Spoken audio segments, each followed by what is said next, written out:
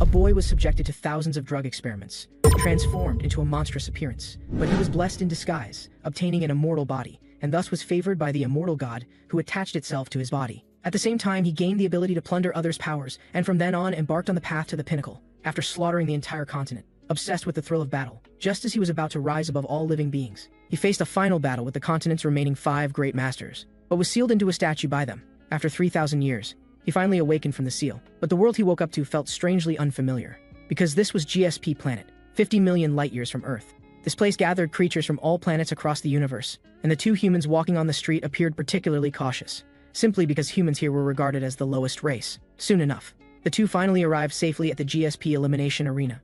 Every 100 years, a cosmic fighting championship is held here. All civilizations in the universe participate, and today is the first day of competition. The winning civilization's representative can not only improve their civilization's status in the universe, but also gain insight into the truth of the world, and completely liberate their civilization from disease, famine, war, and all other negative things. Ladies and gentlemen from across the universe, welcome. Welcome everyone to the GSP Fighting Elimination Tournament. The contestants this time are Agni from planet Ifrit, ranked 972nd in civilization, and Panin from planet Piglo, ranked 639th in civilization, will become the victor of preliminary Group 6. Let's wait and see.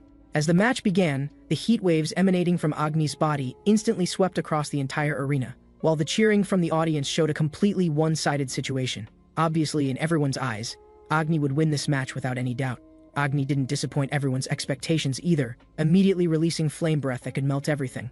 The next second, the entire arena was filled with raging flames. Seeing this scene, worry appeared on the faces of the 2 Earthlings. It seems a level 1 civilization defeating a level 3 civilization is just wishful thinking. How would we humans fight against such monsters? It turns out they were Earth propaganda team staff members, here to find weaknesses in other biological civilizations to help improve Earth civilization representatives' chances. At this moment, Mark suddenly spoke up. Should we continue looking for weaknesses? It feels meaningless. Rena didn't deny this, but what made her unhappy was, not a single alien above level 3 civilization in this arena was taking this match seriously. She had thought this was a match that could change destiny, that everyone would be different from usual. But in the end, they simply didn't regard us level 1 civilizations as worthy opponents. Even so, there was still a child in the audience desperately cheering for Panin. Seeing this, Mark also felt sorry for Panin. Your civilization's luck is too bad. Your opponent is one of the best among level 3 civilizations. At this moment, another shout came from nearby. The match is about to end. That waste who only knows how to dodge has been burned to ashes. The child immediately retorted, "Don't talk nonsense if you don't understand Panin." But what responded to her was mockery. "You rude little brat from a lower race, are all of you this impolite?" The child fearlessly replied. "Aren't you also just a little brat?" Seeing the situation turning bad, Mark urgently suggested, "Leader Rena, let's quickly leave here. Staying might get us caught in the crossfire." As he spoke, that person suddenly threw away the beer in his hand. The next second, he transformed into a burly giant. It turns out he was an engineer from the Elf, ranked 1/300th in civilization, and terrifying big guys like him are considered ordinary people on their planet. But even an ordinary person like him could beat Panin to a pulp within 10 moves. But Rena beside them couldn't stand it anymore. "If you're so amazing, you only know how to show off in front of children? Someone like you calls himself ordinary? Don't make me laugh, you clearly look like a waste." Hearing this, the big guy's veins bulged with anger. "Have you lower civilization guys all gone crazy? Why are you all trying to make me angry?" He said this while approaching them with murderous intent. But just as he raised his fist the size of a sandbag to attack, a drone suddenly flew over and stopped him. Seeing this, the big guy felt both unwilling and terrified. Damn it, why did it have to come at this moment? That's the arena's security drone, a machine used to maintain order in the arena. Tens of thousands are distributed throughout each arena. Once they detect rule violations or riots, they will mercilessly shoot and kill those who cause trouble. At this time, the drone inquired, "Has this elf person caused you harm?" Rena smiled wickedly. "Does irritating my eyes count? He just wanted to show off those lumpy muscles to us level 1 civilization people. Why don't you show the drone a pose too?" Although the big guy was furious. Due to the drone's presence, he still restrained himself. But when he inadvertently saw the Earthling's identity information, he suddenly thought of something, then immediately returned to his dwarf state. After leaving behind a "just you wait," he left the arena. At this time, overwhelming accusations from the audience attacked Panin. Hiding all the time without coming out, can you still be called a civilization's representative? However, Rena had expected this. The gap between level 1 and level 3 civilizations is too great. Do Earthlings really have a way to defeat such monsters? But thinking of those compatriots suffering from illness, she immediately perked up again. "I can't be so negative anymore, there must be a way." Just then, the commentator suddenly let out a surprised cry. "Look, what is that?" In the arena, Panin flew through the sea of flames to above Agni. As his blade fell, a huge bone-cracking sound directly echoed throughout the arena. Seeing this scene, Rena was shocked.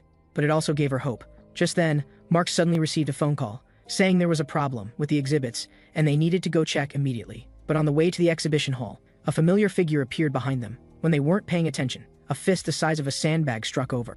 When Rena opened her eyes again, she found she and Mark had been dragged into the exhibition hall by two big guys. After seeing the perpetrator's appearance clearly, Rena immediately scolded angrily. "You little bastard, just because I said a few words about you earlier, but don't you have any brains? This is GSP Planet, the guard team will come immediately." However, the big guy's accomplice didn't care about this at all. "You lower civilization guys sure talk big. Most of the security equipment on this planet uses our planet's technology, and I've already taken care of this building's security equipment." The big guy then spoke up. "The Galactic Alliance really isn't what it used to be, even accepting such waste," Rena shouted angrily. "Accept? You think we wanted to join this broken alliance? You not only trespassed on our planet without permission, but also brought infectious diseases to ordinary people, and even forced us to sign unequal treaties. Even now, hundreds of millions of Earthlings are still suffering. But this damn alliance talks about mutual help between civilizations, yet hasn't provided support even once." The two listened and were first stunned, then couldn't help but burst into laughter. Lower races are really interesting. To so righteously say their civilization level is inadequate, yet still fantasize about support. Do you think the Alliance is a charity? I didn't expect there are still primitive civilizations struggling with infectious diseases. Isn't that kind of thing only supposed to appear in exhibition halls like this? But when they walked into the display area storing ancient artifacts, a voice suddenly reached their ears. "I was wondering which sect was managing me. Turns out it's the Shaolin sect. Not bad, also quite a famous sect. But speaking of which, your Shaolin temple's decorating style has become way too exaggerated." However, these two big guys didn't understand what he was saying at all. But Rena, who understood the language, suddenly thought of something. So she urgently shouted in Earth language, "Go call the guard team quickly, say these guys want to violate Alliance regulations." Although the immortal demon didn't understand her meaning, he could be certain this girl was one of his kind. Thinking this, he directly swung his fist toward the two big guys' whirlwind fist. When the smoke cleared, both big guys had lost all vital signs on the spot. Seeing the scene, Rena was completely dumbfounded. At this time, the immortal demon spoke again. "Little girl, don't just stand there stunned. I'm sure you can understand what I'm saying. I have many questions I want to ask you now. You better not think about running away, otherwise I'll kill you. Tell me where this is." But after learning from the woman that this was an exhibition hall building, he was immediately confused. Isn't this the Shaolin temple? But this bald head? That's right, the aura emanating from his body is indeed different from the Shaolin temples. The indoor decoration is also somewhat strange. For those bald heads, this feels too flashy. "So what exactly are you?" Rena didn't respond immediately, although she was very afraid. The terrifying power this man displayed made her even more curious. So she mustered courage and began examining the immortal demon's body. The language used and appearance are clearly Earthling, and there doesn't seem to be any special devices, so how was that explosion just now produced? The impatient immortal demon grabbed her hair and questioned. "What are you, crazy woman, randomly touching for?" Rena pushed his hand away and asked back, "Who exactly are you?" This made the immortal demon somewhat surprised. "There are actually people who don't know my name." But just as he was about to announce his title, the big guy's accomplice suddenly attacked. However, facing a fist bigger than his own head, the immortal demon countered with a backhand punch, then immediately followed up with a dragon claw strike. As white smoke rose, the next second the big guy was directly blasted away. Seeing this scene, Rena was completely dumbfounded. Is he really an Earthling? At this time, the immortal demon inquired again. "Can't you tell who I am even now?" Rena immediately expressed her apology. "Since I spent most of my time on alien planets, I don't know much about the situation on Earth." But what she found strange was that a guy with such terrifying power had no fame whatsoever. Hearing these unfamiliar terms from Rena's mouth, the immortal demon was confused. Just then, Mark came over with a bruised and swollen face. Looking at the devastated scene and the strange man in front of him, he was very curious about what had happened. But after learning from Rena that this was all the man's doing, Mark immediately expressed gratitude for his rescue. "But if you don't reveal your identity, it's hard for us to trust you." The immortal demon brushed away the hair covering his face. "I am the immortal mad demon who made all of Central Plains martial arts world tremble in fear, Lord Jinwal Ma." Hearing this, both were dumbfounded. What is this? Settings and names that even elementary school students wouldn't read. Leader Rena, is this guy mentally unstable? However, Rena had a bold idea in her mind. Regardless, this guy has extraordinary strength, maybe... Before she could finish speaking, the ground suddenly trembled. It turns out the big guy who was knocked down earlier had recovered. Damn it, it's all because of this suppressor around my neck. If it weren't for this, I would have beaten those guys to a pulp long ago. Seeing this, Mark urgently suggested everyone run away quickly. But Rena issued a challenge. "Lord Jinwal Ma, do you think you can beat him? That guy didn't even use half his strength just now." Hearing this, Jinwal Ma immediately became interested. "So that guy is very strong?" He said this while excitedly walking toward the big guy. This left Mark very confused. "Leader, what are you doing? You should know better than anyone what that guy is like when he goes berserk." However, Rena remained unmoved. The reason she did this was not only to understand this person's strength more deeply, but this might also be a great opportunity for Earth civilization to turn things around. But Mark thought she had gone crazy. After saying this, he hurriedly left. At this moment, Rena couldn't be sure if doing this was right, but thinking of those suffering compatriots, she decided to bet her life to verify her thoughts once. After all, she had personally witnessed that person's terrifying power, the power that could completely suppress such extraordinary monsters. At this time, seeing Jinwoo Ma approaching, the big guy instantly became furious. He even recklessly crushed the suppressor around his neck. "You ignorant level -1 civilization, today I'll make you all die here." The moment the suppressor was completely released, the surroundings instantly filled with lightning and fire. Now let you feel the real difference between civilizations. With a wave of his hand, countless metal fragments carried lightning momentum and smashed toward Jinwoo Ma. However, Jinwoo Ma not only didn't die, but showed an intriguing smile. "This thing is simply too tempting." After saying this, he directly scattered all the metal fragments.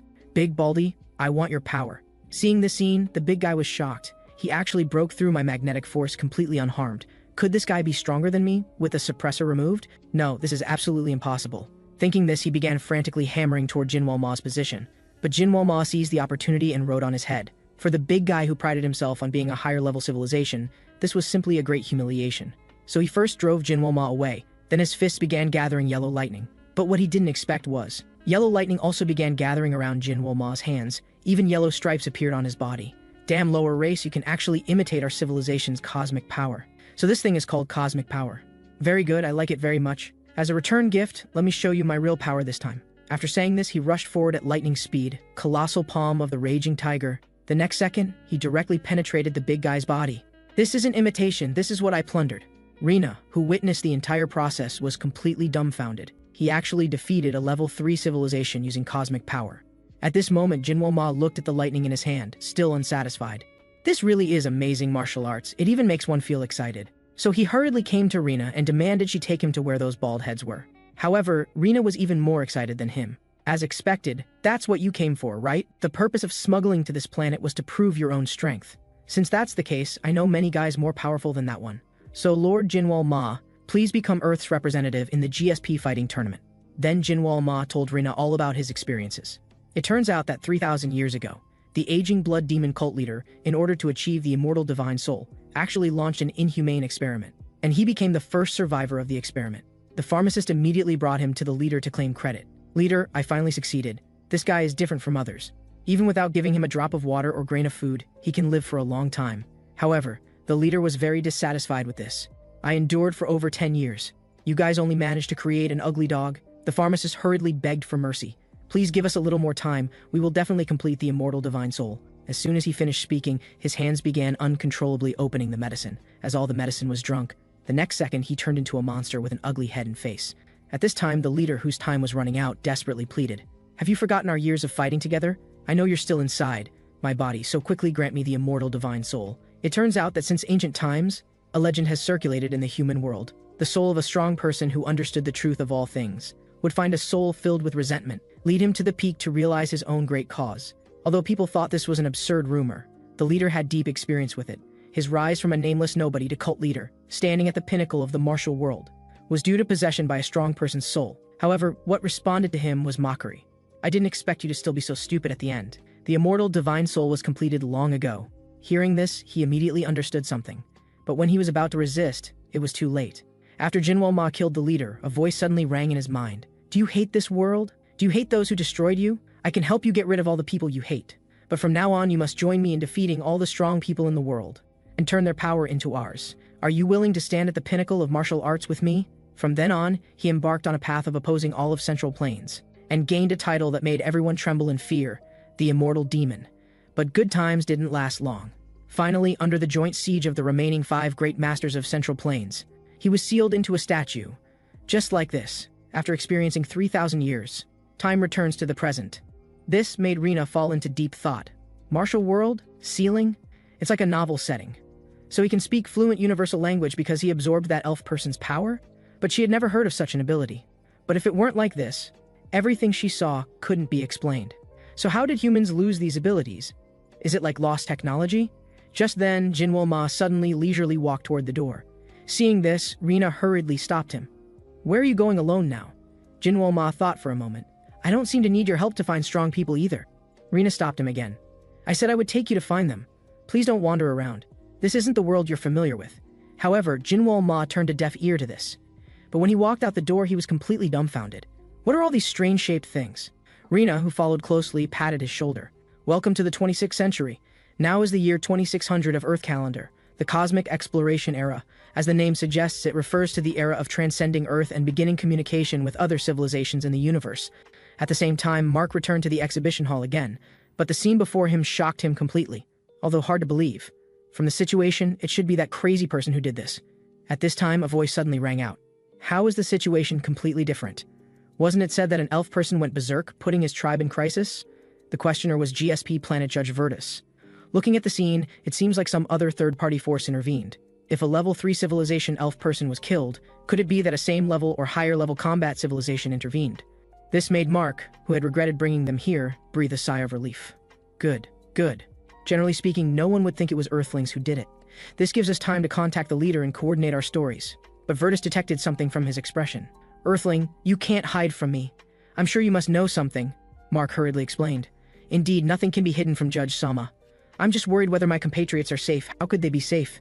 Looking at the scene, you know the culprit must be an extremely vicious guy.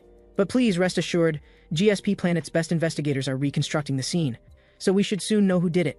As he spoke, the ceiling began to loosen. The next second, a huge stone block fell toward Mark. At the critical moment, Virtus instantly emitted a light wave from his hand to neutralize it. Earthling, don't be too sad. Your compatriot's revenge will be taken by the righteous Judge Virtus. Seeing the judge's terrifying power, Mark looked desperate. Planet investigators can reconstruct the scene situation, which means the truth here will soon surface, and leader Rena definitely won't escape involvement. At the same time, to avoid attracting attention, Rena helped Jinwoo Ma choose suitable clothes.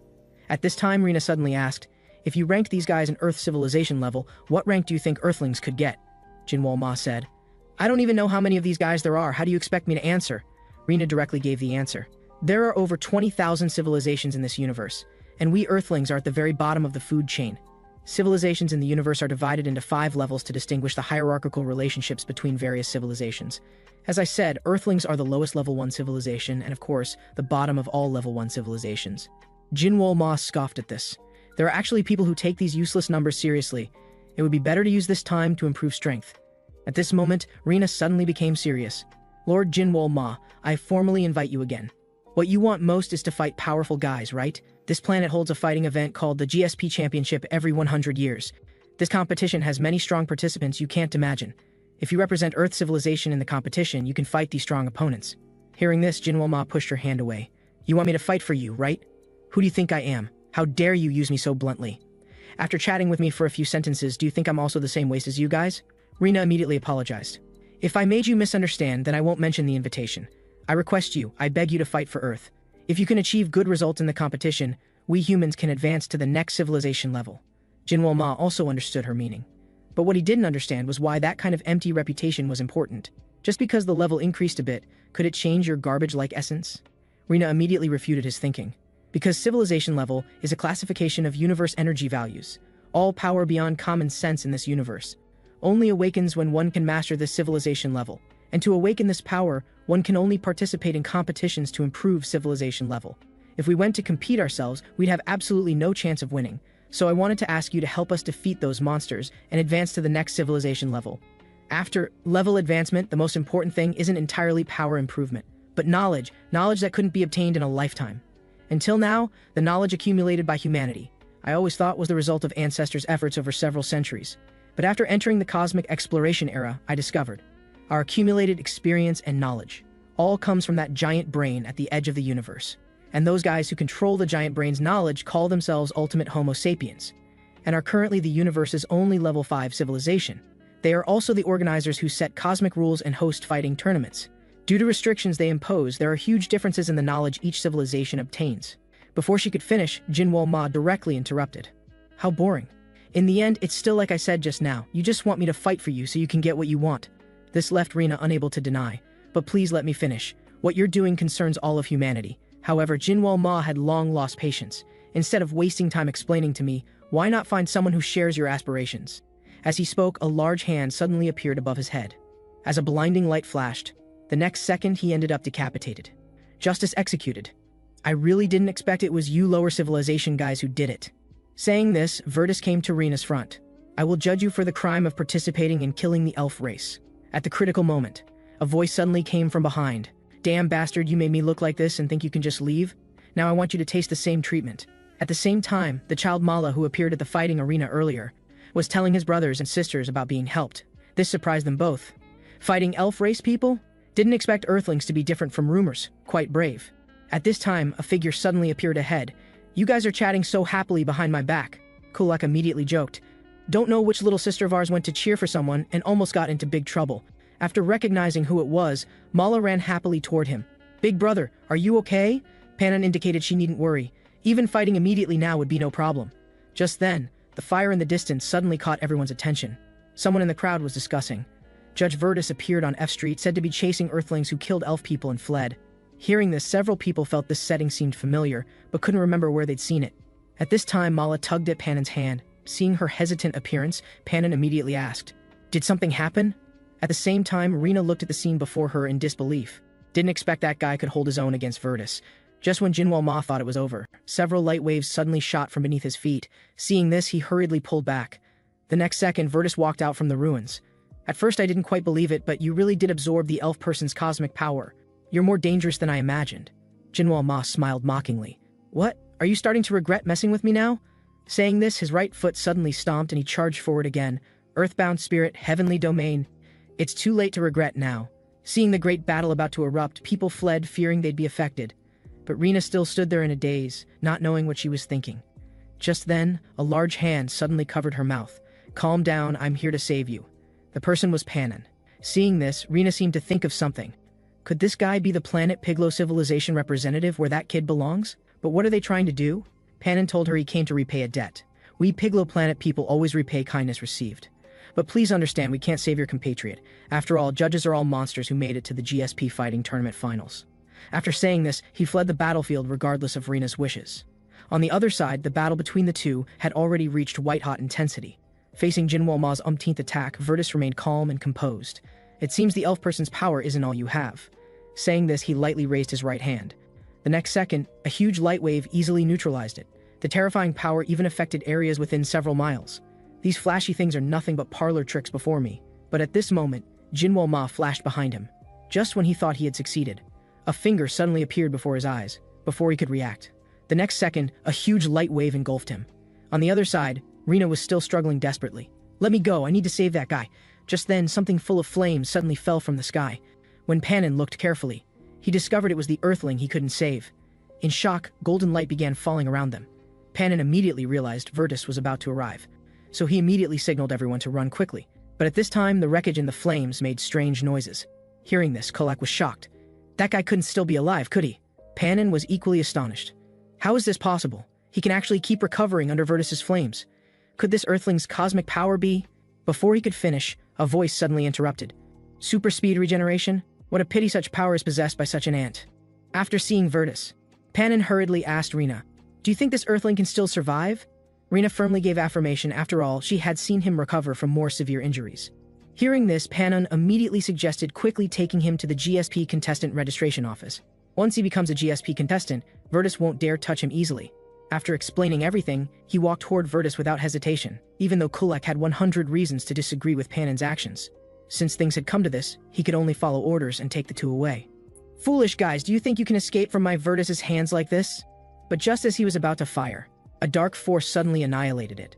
I heard that before becoming a judge, Virtus was a Helicionian, and Helicionians who use light power fear darkness most. And today, after winning the fighting match, I awakened our civilization's cosmic power, which happens to be dark power that can manipulate darkness. I think this must be our ancestors guiding us to help Mala's benefactor. On the other side, the two who arrived at the registration office were refused by the registration officer. Rena hurriedly took out her credentials for verification. "I'm an Earth representative, please help us." The officer looked to the side with difficulty. "Even so, the contestant you brought in this condition?" Rena hurriedly interrupted. "He's fine. As long as you approve it, I guarantee he can participate on time." Soon the argument at the registration office attracted attention from other civilization beings. But when they learned Earthlings were refused registration for competition, everyone showed strange smiles. That weakest civilization also wants to compete? Wouldn't that be easy points? So in an instant, shouts demanding registration filled the hall. After registration was successfully completed, Rena finally breathed a sigh of relief. But when she turned around again, she found Jinwoo Ma had disappeared at some point. At the same time, the battle on F Street was also coming to an end. Lower races' thinking is really incomprehensible. You risk your life to save them but gain no benefit. Is it really worth it? Now let me send you on your final journey." Just then, a voice suddenly stopped him. "That guy who only knows how to scratch. We haven't settled our score yet."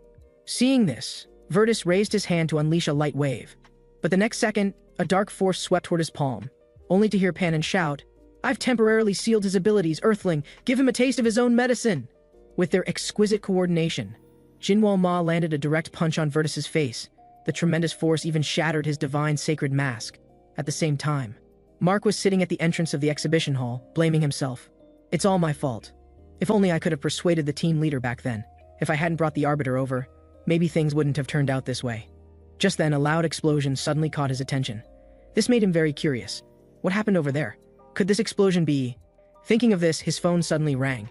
Meanwhile, seeing Virtus's unmasked, disheveled appearance, Jinwoo Ma immediately showed an intriguing smile. "Impressive. You actually managed to block this king's heartfelt full power strike. But it doesn't matter, because your power will soon be mine." This instantly enraged the already humiliated Virtus. "Unforgivable. You have left a scratch on my divine sacred mask. I will now tear you apart, you lowly bug." As he spoke, a giant hand carrying tremendous power suddenly descended upon Jinwoo Ma's head. Facing the same technique, Jinwoo Ma was obviously well prepared. But the next second, Virtus flashed to his front. Even though there was no escape, Jinwoo Ma still didn't forget to taunt. These flashy skills and movement techniques are indeed enviable. As soon as he finished speaking, Virtus directly sent him flying with one punch. Before Jinwoo Ma could catch his breath, a massive light wave came pouring down. In an instant, deafening explosions echoed through the sky. At this time, Mark also rushed over following Rina's instructions. But just as he reported that Jinwoo Ma was here, cheers immediately came from the other end of the phone. However, Mark directly poured cold water on her. "Team leader, you seem to be celebrating too early. He's indeed here, but he doesn't look too good." At this moment, looking at the debris on the ground, Virtus couldn't help but be surprised. Can he recover from this level of damage too? I really don't know how such a lowly race obtained such powerful strength. Speaking, his left hand once again gathered a light wave. But just as he was about to end it all, a voice suddenly stopped him. "Lord Virtus, please stop. That Earthling has registered for the GSP tournament as Earth's representative." This left Virtus completely puzzled. "What are you talking about? This guy has been here all along." It turned out that half an hour ago, a commotion suddenly broke out in the registration hall. Everyone present expressed dissatisfaction with the officials' refusal to process Earth's representative registration. Some even accused her of racial discrimination. This made the official very angry. "You people need to stop this nonsense. Processing registration when the contestant isn't even present clearly violates regulations." At this moment, someone suddenly raised their hand. "I know that if contestants cannot reach the venue due to certain reasons, they can undergo temporary registration." Hearing this, everyone discussed among themselves, "There's actually such a regulation? It's normal that everyone doesn't know, since this policy wasn't established for those lower races anyway." Thinking of this, the official suddenly had an idea. Then she slammed the registration form onto the table. "As long as you fill out these documents and hand them to me, registration will be complete. If you can't even do this, then just give up." But when they saw the text on the registration form, Kulak was immediately shocked. Because what was displayed on the form wasn't common text, but language exclusive to higher civilizations. So he immediately questioned, "Who can understand these ghost-like symbols?" The official showed a triumphant smile. "Then there's nothing we can do. The temporary registration system was originally established for the convenience of higher civilizations, so it's only natural to use the language they're familiar with." But Rina was filling out the information on her own. Seeing this scene, the official was utterly shocked. Impossible, she must be putting on an act. But after picking up the completed form, she was completely stunned. How could a lower civilization possibly read and write this language? Earthlings' brains should be unable to distinguish between these symbols, although she couldn't rule out secret guidance from experts. But if this Earthling truly relied on her own power to read and write this language, that would mean she was like playing a spot the difference game, discovering the subtle differences between these text symbols. And she had memorized millions of words and vocabulary. But even after memorizing them, forming sentences would become difficult to distinguish. That is to say, she not only memorized the words, but also memorized all possible sentences. But she quickly dismissed this idea, because even she, an individual from a language-specialized civilization, couldn't achieve this. That means there's either a secret hidden in her, or there must be expert guidance behind her. Moreover, providing assistance itself doesn't violate regulations, so she could only agree to the contest registration. Lord Virtus, it's better to stop the execution for now. After careful consideration, Virtus finally decided to withdraw. Another guy who would risk his life for his benefactor has appeared. Although you escaped judgment this time, your cleverness seems to need some suppression. With that, Virtus disappeared from the spot with Jinwoo Ma and Panon. After Mark relayed this news over the phone, both Rina and her companion were shocked. The official then indicated they needn't worry. They were just transferred to the contestants' exclusive recovery room. A week later, looking at Jinwoo Ma, who still hadn't fully recovered, Mark's face showed a trace of worry. After such a long time without healing, do you still think this guy can participate in the competition? Before Rina could respond, a voice suddenly came from behind. I see he's barely hanging on by a thread. The speaker was none other than Earth's GSP Team Commander Clarence. It seems I trusted you too much, Team Leader Rina. In that case, let the originally planned contestant compete in the match 2 days from now. As soon as she finished speaking, a figure rushed straight from behind. Team Leader Rina, stop being fooled by that self-proclaimed mad demon fraud, and you should believe. As he spoke, he leaped forward and came before Rina. Believe in the strongest man on Earth, Marcel Blade. However, Rina paid no attention and kept tapping on the recovery chamber, hoping Jinwoo Ma would wake up soon. At this moment, Clarence suddenly placed her hand on her shoulder. Don't worry too much. Marcel is currently Earth's strongest warrior, and the battlesuit he's wearing is the culmination of all human technology to date. I believe that after this competition, no civilization will dare underestimate us Earthlings again. Just as Team Commander Clarence decided to send Earth's strongest warrior Marcel to compete, Rina began pre-match analysis with everyone in the preparation room. This time our opponent is the Viserians, ranked 320th in civilization. Their home planet is composed of high-strength rock, with lava and toxic gases erupting everywhere, known as a hell planet. So they possess ultimate physical strength. And our opponent this time, Brick, is particularly outstanding among them, known for his extraordinary physical abilities. Therefore, what we need to pay attention to in this match is... Before she could finish, a voice suddenly interrupted her. Let's stop here. The opponent is a first-level civilization just like us, so leave the rest to us. Publicity team leader, please go back. The speaker was Earth Civilization Fighting Team Coach Steele. Wait, I heard there was a conflict with aliens and the exhibition hall was smashed. Doesn't that mean there's nowhere to go? Just then, the dispatch coordinator came to notify, please have the next contestant proceed to the waiting area. Seeing this, Rina hurriedly stepped forward. The strategy I prepared is... Steele interrupted again. We don't need that kind of thing. Just watch the match peacefully. Rina couldn't help but burst out, damn it, where does your confidence come from? I think you've just been on Earth too long and don't understand anything. Those aliens won't play by Earthling common sense. Only through strategy and analysis do we have a chance to defeat higher civilizations. In other words, victory depends on strategy, especially for Earthlings, who are at the bottom of the universe rankings. As she said this, a gunshot suddenly rang out from behind her. Team leader Rina, saying such things to team members before a match isn't quite appropriate. I think you're the one who's been in space too long. At this moment, Steele calmly watched Marcel catch the bullet. You're also underestimating Earthlings too much. We Earthlings have invested enormous budget, time, and manpower for this tournament over the past 100 years. Marcel also indicated she needn't worry. As he spoke, he showed her the battle armor's complete form. So please believe in me. I definitely won't let Earthlings down. At the same time, Mark was sitting in the audience waiting for the match to begin. But just as he wondered why the team leader hadn't arrived yet, a hand suddenly grabbed the food from his hands. What's this? Can it be eaten? Mark hurriedly explained, I just happened to meet someone who said they were the team leader's acquaintance. As Rina wondered, a voice suddenly came. Miss Rina, long time no see. Your luck is really good. The speaker was Kolak. However, Rina looked dejected. For that guy, our Earth representative is basically a free gift, isn't it? Just then, the host's voice suddenly rang out in the arena. Dear audience, thank you for waiting. The match for preliminary Group 8 is about to begin. Now please welcome the contestants. They are Earth's representative, ranked at the bottom with nowhere to retreat. Marcel ranked 12/700th. Hearing this, Kolak was very puzzled. Who is this guy? Wasn't that kid your planet's representative before? Before Rina could respond, Panin spoke first. Seems he hasn't come out of the recovery chamber yet.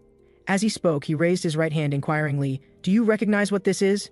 Rina guessed. This wouldn't be a power suppressor, would it? Panin confirmed. When I came out of the recovery chamber, I found it on my hand. Although the wearing position and shape vary from person to person, that guy definitely has one too. This made Rina fall into deep thought. Come to think of it, Jinwoo Ma did seem to have something around his neck. At this moment, Mark suddenly asked what a power suppressor was. As the name suggests, it's a device that suppresses cosmic power. Because some civilizations' cosmic power can easily take lives even with brief use. So civilizations possessing these powers must wear them mandatorily when on other planets.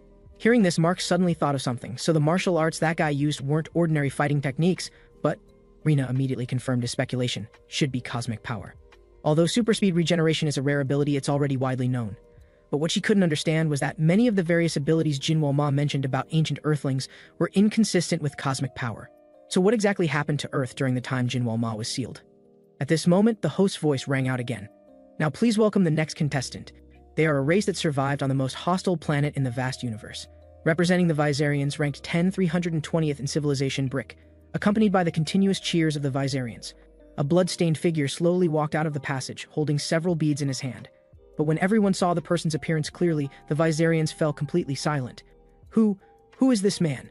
It turned out that just as Brick was preparing to enter, he fell victim to the man's brutal attack. Then he turned his gaze to the center of the arena, go over and confirm if it's that Earthling. The next second, the elf who had been beaten by Jinwo Ma ran up, but looking at the masked Marcel, he couldn't distinguish the appearance either. But he could be certain that person was Earth's representative. So it should be this guy. At this moment, the host also questioned, "Who are you? What right do you have to interfere with someone else's match?" The man immediately introduced himself.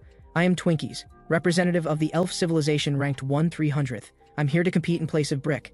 As soon as he said this, it immediately caused dissatisfaction among the Viserians. "What are you talking nonsense about on the sacred arena? Bring Lord Brick to us quickly." Even the host gave him a final warning, "Kid, you better think carefully before saying your next sentence." Twinkies immediately explained the reason, although there was no punishment, because he's a GSP tournament contestant. "But that Earthling is the murderer who killed my innocent compatriots." This made everyone question, a first-level civilization Earthling killed third-level elves? Is that possible? Twinkies continued explaining, "I know it's hard for everyone to believe, but as everyone knows, my compatriots all were suppressors. And this vicious Earthling took advantage of this very point to kill my innocent compatriots. So please give me a chance. Give me a chance to personally avenge my compatriots who died unjustly." Hearing this, rumors immediately spread throughout the arena. There was indeed a battle at the Z Street exhibition hall. Even the host began to think. However, Reno was dismissive of this and indicated Mark needn't worry. Even if what he said is true, logically speaking, such a proposal couldn't possibly be approved. But the next second, the host accepted Twinkie's request. A warrior who would risk his life to participate in the competition to avenge his compatriots? This is much more interesting than broadcasting those worthless matches. Seeing this, just as Rena was about to protest, a Viserian stepped forward to express dissatisfaction. "I disagree. This is very unfair to our race." As soon as he finished speaking, his head was blown to pieces by a sound wave. Seeing this scene, Rena was completely stunned. At this moment, the host spoke again. "Now let's return to the match. Next, I'll introduce this contestant whom I personally decided to replace the Viserian. He is Twinkies, representative of the elf civilization ranked 1/300th in the universe, the #1 mechanical engineer in the cosmos. He's risking his life to participate in this match. Can he successfully avenge his compatriots? Let's wait and see." Seeing this situation, Rena immediately found Lord Clarence, go to the management committee to protest immediately. Changing contestants mid-match clearly violates tournament rules. However, Clarence was helpless. "Didn't you see who allowed this match to continue? One of the 6 gods of the universe, the central sage of the 3rd district match host, N. Sapien Leviathan. Who could possibly stop a god's decision?" Hearing this, Rena could only leave angrily. "Damn it, what's the point of match rules then? In that case, I'll respond in the same way." In the arena, facing the changed opponent, Marcel didn't mind. The next second, he actively swung his fist to launch an attack. "No matter who it is, what I need to do won't change. Eliminate the enemy before me for humanity." As he spoke, a powerful punch came crashing down, but was dodged by Twinkies with a sidestep. However, as soon as Marcel landed, he activated the mecha's propulsion system. In an instant, he was back in front of Twinkies, then began a frenzied attack. Seeing this scene, Mark was shocked. This guy really is Earth's strongest warrior. Even Kolak was quite surprised. That Earthling is performing much better than expected, actually able to make Twinkies helpless. In contrast, Panon's expression was very grave. At this moment, Marcel, who had the upper hand, entered overload mode. The next second, an explosive punch heavily struck Twinkies. The tremendous power even shattered the ground. Witnessing the entire process, Clarence looked incredulous. Is the match over just like that? Marcel seems to have struck a victory pose. He's accomplished the impossible once again. Thinking of this, he suddenly recalled the first day he met Marcel. At that time, the mission to eliminate the criminal organization had failed. He himself was also severely injured. Facing a life-or-death situation, he immediately ordered himself to go attract the criminals' attention, and told Marcel to take the opportunity to escape and report the situation here to headquarters and be sure to eliminate this criminal organization. However, as soon as he finished speaking, Marcel pulled the trigger. The loud gunshot also attracted the criminals' attention. He immediately questioned what Marcel was doing.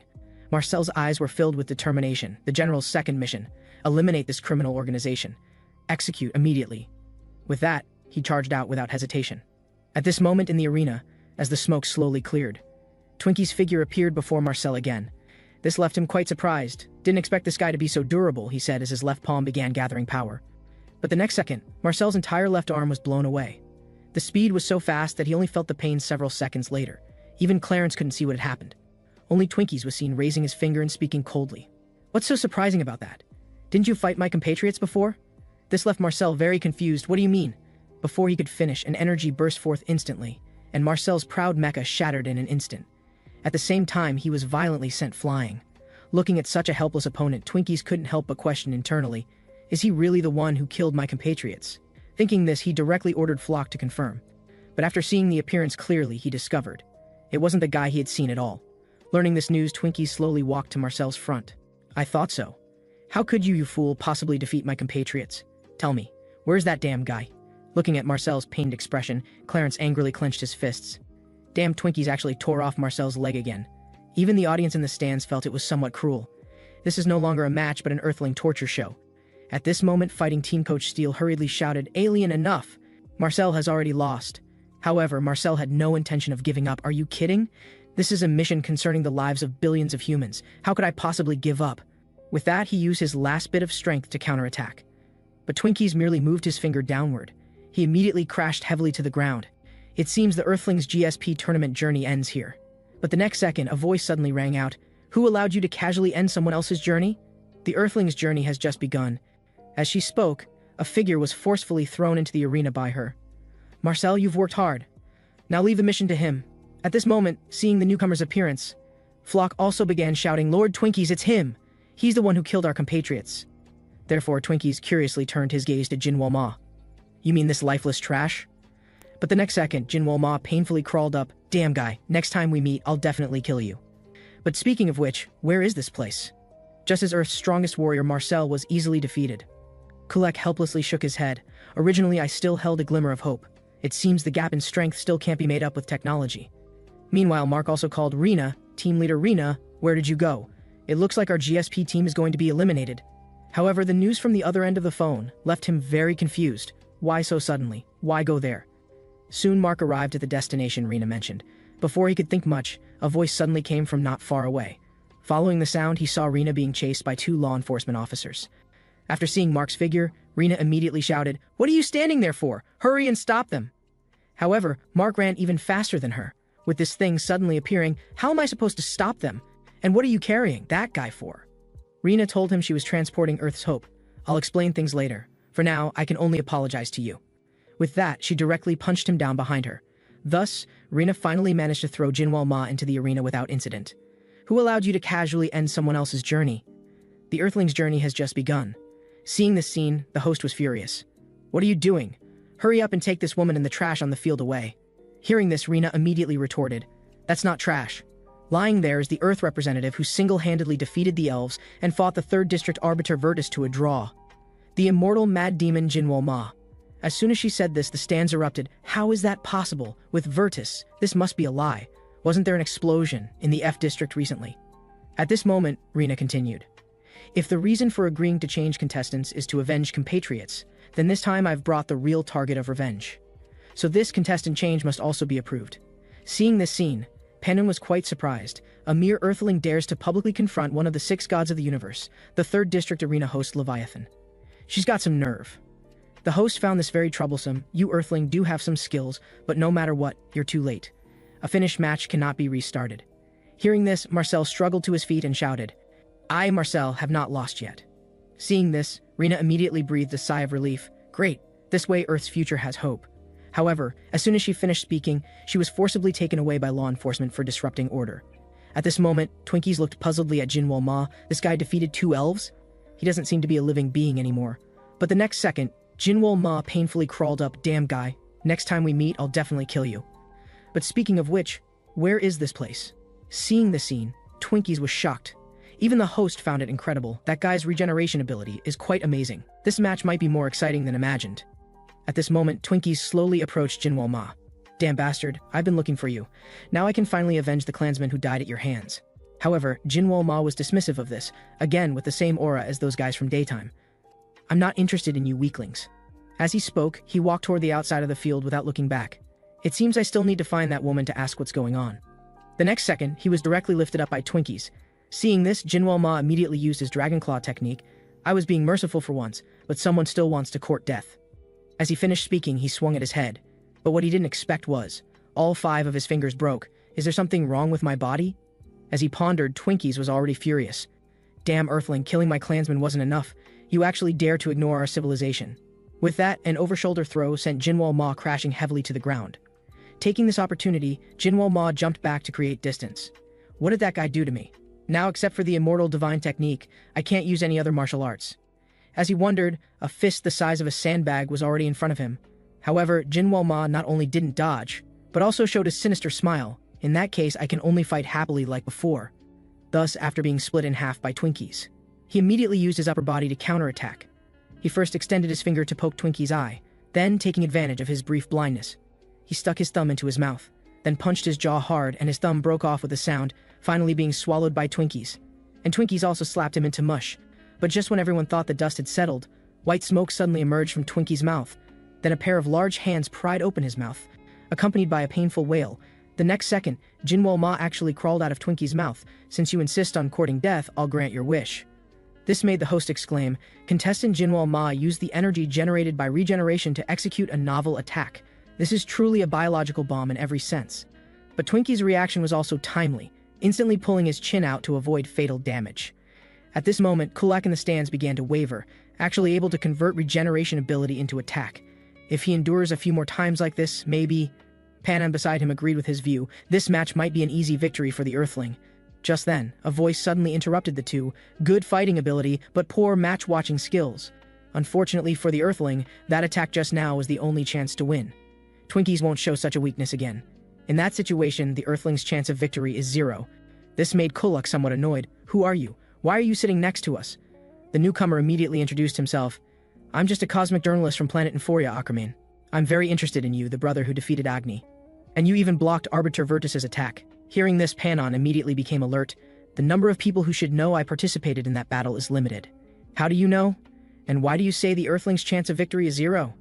Ackerman responded calmly. Don't forget, I'm a journalist. Although Virtus's energy was limited to 1 in 1,000, surviving his attack is already remarkable. But this is only because he has regeneration ability. A beast clinging to life and a proud warrior are ultimately different.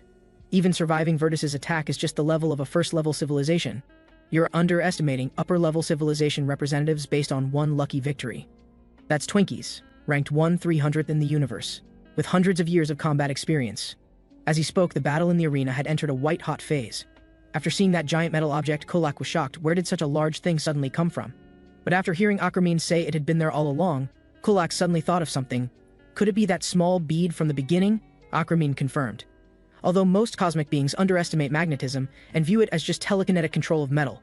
But Twinkies can control metal at the molecular level, compressing it to ultra-high density for portable carrying. So in reality, the Earthling is equivalent to fighting against the largest battleship in the universe. Hearing this, Kulak immediately became angry. So this guy had that kind of ability from the beginning but kept it hidden. Is he toying with us? Ackerman was indifferent. This GSP tournament is watched by the entire universe. It's also a mega event that changes civilization's fates and demonstrates power. But using your ultimate technique against a first-level civilization Earthling in the first match would be a loss even if you win. Moreover, the metal Twinkies uses is as important to elves as their hearts. Using it on a first-level civilization would be considered shameful by them. It turns out that elves, being cosmic steel craftsmen, are born with hundreds of grams of metal substances in their bodies. After growing to 6 months, these substances gather in the body and are expelled through a behavior called iron spitting. The material spat out at this time is soul steel. Although it's metal with almost no practical use, all elves regard soul steel as a guardian deity-like existence. But with the arrival of the Galactic Alliance, the meaning of this spitting underwent earth-shaking changes. The originally peaceful elves suffered a crushing defeat in their first GSP match, and this match was broadcast to the entire universe. From then on, these peace-loving people became objects of mockery and ridicule by other civilizations. Some even plundered their resources under the guise of trade. Finally, one day, the king could bear it no longer. He began an experiment no one could imagine. That was to force newborn babies to swallow metal within 6 months. He believed this would make the soul steel they spat out stronger. But in this experiment, over 70% of the babies died because they couldn't spit out the metal. Even the babies who barely survived, due to irregular metal flow in their bodies, mostly spat out worthless metal. But fortunately, a small portion spat out unprecedentedly powerful metal. And Twinkies, the king's beloved son, was a survivor of this death trial. He became the owner of the universe's strongest metal, eternal steel, weighing tens of millions of grams. He also gained everyone's attention for his ability to control metal. His assistant became the mentor who cared for his daily life and trained his skills. However, the good times didn't last long. 2 small soldiers privately discussed the ins and outs of the incident. Did you hear? Prince Twinkies obtained eternal steel without even going through the trial. The king very likely took it from someone else and gave it to him. This is really unfair. Others risked their lives for it. Being born with a golden key is indeed different. If I ever get the chance to reincarnate, I'd also want to become a clan prince. Hearing this, Twinkies couldn't believe this fact, because the metal produced after maturation has the same substance as the spat-out metal. So he went to the warehouse to check and make one himself for comparison. But in fact, the substance he made himself was a pitifully low-level metal. Compared to eternal steel, the composition inside was worlds apart. So whose could this one be? A few days later, he discovered the clue. This was the assistant's family photo, and the eternal steel originally belonged to his child. His worldview collapsed at that moment. This truth was unacceptable to him. At the same time, a sound interrupted his thoughts. In his panic, his ability suddenly went out of control. In an instant, it pierced through the person's abdomen. When he came to his senses, he realized it was the assistant who had always taught him, his revered mentor. Twinkies, who had regained his sanity, desperately wanted to call for a doctor, but was grabbed by the assistant. "Child, you need not feel guilty about this. My son died from side effects after spitting iron." At the same time, my old friend, that is your father, heard my news and discussed countermeasures. Giving you the eternal steel was also my idea. No matter what the truth is, the ability to perfectly control metal is the result of your hard training. So, Your Highness, you will surely be able to save and protect our people. From that day on, he made up his mind to use this eternal steel to make his civilization surpass any civilization. At this moment in the arena, with the blessing of eternal steel, Jinwo Ma was soon torn to pieces. But just when Twinkies thought the outcome was decided, the host let out another cry of surprise. "Contestant Jinwo Ma is moving! He's not dead yet, the match isn't over." Hearing this, Twinkies was shocked. But when he turned around, he found Jinwo Ma was healing at an incredible speed. This left him very puzzled. Fighting until now, even I, a third-level civilization person, am almost out of cosmic power. Why does he, a first-level civilization earthling, still have remaining energy? As he pondered, Jinwo Ma suddenly showed a sinister smile. "Now it's my turn." Jinwo Ma, who had been torn apart, has miraculously come back to life. This turned the previously clear situation into confusion once again. Even the host found this hard to believe. The match isn't over yet. Contestant Jinwo Ma has stood up again. Witnessing this scene, Twinkies moved his finger. The eternal steel that was just the size of a bead instantly transformed into a massive sharp cone. "You just like a bug, I will kill you forever." However, just 1 second after he finished speaking, Jinwo Ma suddenly flashed in front of him. Before he could react, a heavy punch was thrown directly at his head. This surprised Ackerman in the stands. Why is this guy's speed completely different from before? But that's all there is to it. The Elf Star people's skin is harder than ordinary steel. As expected, the unharmed Twinkies immediately activated Eternal Steel to counterattack. The powerful force directly pierced through Jinwo Ma's body. But Jinwo Ma not only didn't die, he actually pulled himself out and launched a counterattack. While sending Twinkies flying, he also delivered a heavy kick. This left Twinkies completely bewildered. This guy actually hid such strong power. Jinwo Ma was also puzzled by this, although I don't know what's happening, but the flow of chi seems to have returned. Then let's end this quickly with a decisive battle. With that, his hands began gathering yellow lightning. The next second, deafening explosion sounds rang out in the arena. Seeing this scene, Ackerman's heart began to waver. I didn't expect this guy to be hiding that kind of ability. In that case, it's a different story. Elf Star people are a civilization skilled in strength and defense. It's completely impossible to dodge that attack just now. But when the smoke cleared, they found that Twinkies had actually created a shield to defend himself. This left Ackerman extremely embarrassed. Of course there are exceptions too. Jinwo Ma also didn't expect this thing to be so hard. While he was distracted, Twinkies seized the opportunity and activated Eternal Steel again. The next second, countless spikes directly pierced through his entire body. Seeing this, Jinwo Ma suddenly recalled the scene of fighting elf people before. Thinking of this, he showed a sinister smile. At this time, Twinkies was controlling Eternal Steel to surround himself. His regeneration ability is ultimately a limited ability that consumes energy to maintain, so as long as I hold out until his energy is depleted. However, before he could finish speaking, Jinwo Ma broke through the Eternal Steel with his bare hands and rushed in. This left Twinkies both surprised and confused. How did this guy do it? Our civilization's pride, the Eternal Steel was so easily broken through. While he was distracted, a large hand suddenly grabbed his head. The next second, he was thrown out of the Eternal Steel. Seeing this scene, Flock urgently shouted, "Prince Twinkies, that guy can also use magnetic force." Hearing this, Twinkies was shocked. What are you talking about? How could a first-level civilization possibly use more than 2 types of cosmic power? But after seeing Jinwo Ma activate Eternal Steel, he immediately gritted his teeth in anger. This guy actually wants to use Eternal Steel against me. This absolutely cannot be forgiven. With his loud shout, Eternal Steel immediately began gathering towards his body. The next second, a giant clad in armor appeared before Jinwo Ma. Seeing this, Jinwo Ma used magnetic force again, preparing to repeat the same trick. But when he was knocked down, he discovered that he couldn't take back control of the metal attached to Twinkies. But Jinwo Ma's next action shocked the host. Contestant Jinwo Ma actually tore off his own head. using his extreme regeneration ability to escape. What a bold attempt. At this time, Jinwoo Ma began thinking of countermeasures. That armor definitely doesn't look like something that can be easily broken through. Mentioning the word armor, he suddenly thought of his childhood.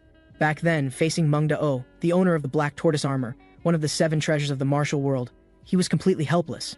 But just as Meng Da-o was about to deliver a killing blow, a figure suddenly stood in front of him. Are the rumors all true? You only show off in front of children. This made Meng Da-o furious. He immediately swung his weapon at that person. But that person's counterattack left him unforgettable for life. Thinking of this, he immediately charged at Twinkies. True essence-shattering fist. With one palm strike, everyone's attention was focused on Twinkies. But Twinkies pointed at his chest and let out a mocking laugh. Now you understand, you absolutely cannot break through eternal steel. However, before he could finish speaking, the next second, countless blood spurted out from within the armor. At this time, Jinwoo Ma spoke calmly. Although it's indeed useful metal, you seem to have forgotten something important. Even with the most famous sword, victory isn't decided by the sword, but by the person wielding it. Seeing the outcome decided, Akramin left the arena early. The universe has existed for about 15 billion years. Even if cosmic power is endless, all possible situations have occurred. But why is there no information about the anomalous phenomena of that Earthling? Is it the appearance of new abilities, or is someone deliberately hiding it? This Earthling is really interesting. At the same time, the host's voice rang out in the arena. Due to contestant Twinkies being unable to continue the match, I now declare the winner of the 8th preliminary round is the Earth Civilization representative, contestant Jinwoo Ma. Seeing this scene, Commander Clarence was shocked. A first-level civilization warrior finally achieved victory. It seems team leader Rina's words were true. Maybe we're witnessing a historic moment right now. The host in the arena continued eloquently. With this, first-level civilizations that have defeated higher civilizations in this tournament have reached 3. Before he could finish, Jinwoo Ma suddenly leaped in front of him. From the beginning, that powerful aura has been very interesting to me, so it was you. Now let me experience your strength. With that, he transformed eternal steel into a long sword and slashed down. But as a wave of flames swept by, the next second, Jinwoo Ma turned into a skeleton. The host also made a new judgment on Jinwoo Ma's offense. The previous statement is cancelled. This match ends with no winner. Before he could finish, the command coordinator suddenly brought good news. Congratulations, Leviathan, sir. Your broadcast match topped the simultaneous ratings. The total number of live viewers for the match just now exceeded 800 billion. Among the 5 regions currently broadcasting matches, the highest simultaneous rating is your match. Hearing this, Leviathan burst into laughter. 900 years, the match I'm responsible for has finally been loved by everyone again. Saying this, he suddenly thought of something. Then he pointed at Jinwoo Ma's skeleton and gave instructions. Quickly give him the best treatment. From now on, he'll be our district's star contestant. But what gives him a headache is, who should we entrust our star contestant to? Moments later, the command coordinator brought Rina a notice. Leviathan, sir, wants you to personally take away your contestant. Hearing this, Rina felt something was wrong. If it's Leviathan's message, that means that guy must have done something primitive again. Soon, led by the command coordinator, she came before Leviathan. I called you here for no other reason than because your civilization's contestant looks like he has some difficulty returning by himself. Although it looks somewhat cruel on the surface, we've already given him emergency treatment. Now take him to the recovery room and take good care of him. A few days later, Jinwoo Ma finally came back to life. Rina was also awakened by the commotion he made. So you've come back to life, your ability is really amazing. Seeing this, Jinwoo Ma immediately asked what this place was and what all these things were. Rina gestured for him not to panic. These are all devices to help you recover. Hearing this, Jinwoo Ma's eyes immediately became fierce. Who dares to help me? However, Rina showed no fear. As long as you wear this collar called a suppressor, you're just like us, nothing more than the weakest first-level civilization Earthling. Hearing this, Jinwoo Ma immediately began struggling with all his might. But after discovering he couldn't break free at all, he instantly calmed down. What's going on? The blood vessels aren't blocked, but I can't feel any strength throughout my body. Just then, Rina suddenly interrupted his thoughts. How do you feel about this GSP championship? Seeing Jinwoo Ma's confused expression, Rina explained again. That's the place where you fought that steel warrior. If you continue to represent Earth's civilization, I'll help you get free from these devices right now. However, Jinwoo Ma was disdainful of this. Seeing that threats weren't working, Rina immediately pressed the switch button. I can help you remove these restraints, but before she could finish, Jinwoo Ma suddenly grabbed Rina's neck threateningly. If you don't want to be torn apart immediately, remove this thing from my neck too. Just then, Marcel suddenly limped in. Team leader Rina, what's the situation you called me for? Seeing this, Rina immediately pushed away Jinwoo Ma's hand. Then she showed an intriguing smile. The suppressor around your neck absolutely cannot be removed by yourself alone, so how about we play a simple game? If you can duel with that guy and win, I'll immediately help you remove the suppressor and guarantee never to bother you again. But if you lose, you must represent Earth civilization in all remaining preliminaries. After Jinwoo Ma agreed to Rina's proposal, he first went to the cafeteria. This puzzled Rina. When exactly do you plan to start? Jinwoo Ma, who was frantically eating, immediately responded, I want to fight now, but before that I must replenish myself properly.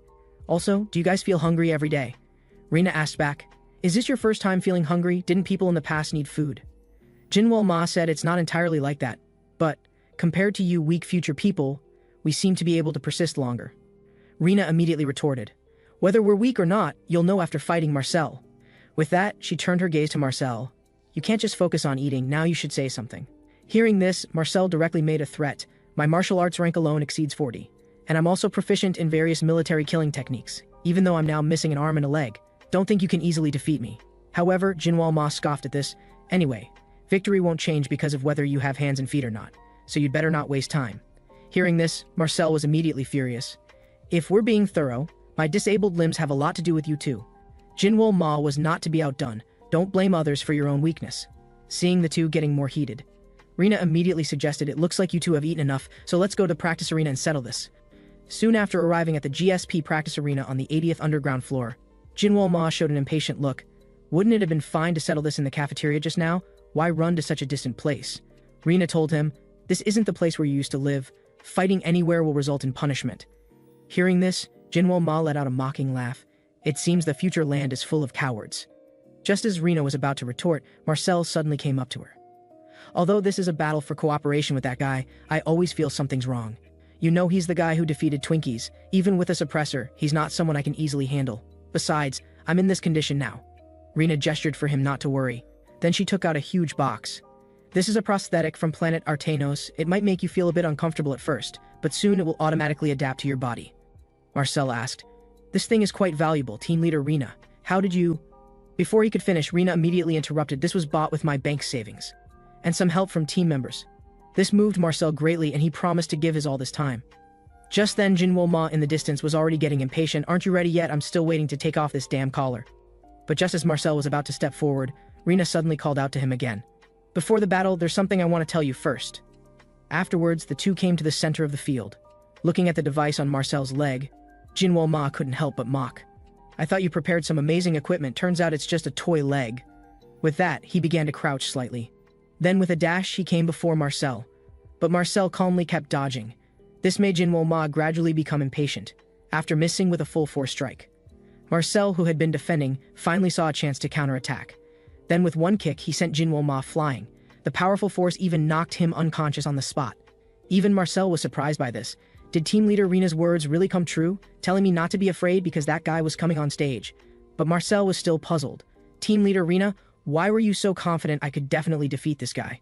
Rina directly revealed the reason. That guy's current physical abilities are worse than an ordinary person's. Essentially, most systems within the Galactic Alliance group are specifically created for higher civilizations. So that suppressor didn't consider that lower-level civilizations like us could also be affected. It's like using elephant anesthetic on a mouse. When not in battle, that guy doesn't feel anything unusual. But once he exerts force, the suppressor produces an even stronger reaction on his body. Hearing this, Marcel was very curious. But suppressors are basically used starting from second-level civilizations. How would team leader Rina know about its side effects? This instantly reminded Rina of her childhood experiences.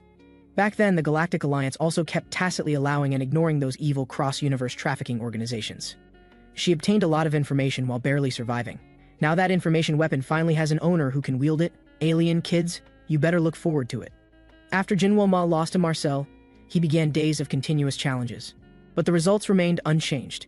This puzzled Marcel greatly. Team leader Rina, does this kind of training really help with the next match? Rina asked back, what do you think is the difference between higher civilizations and us? Marcel uncertainly said, is it the presence or absence of using cosmic power? Rina told him, in a narrow sense, that's correct.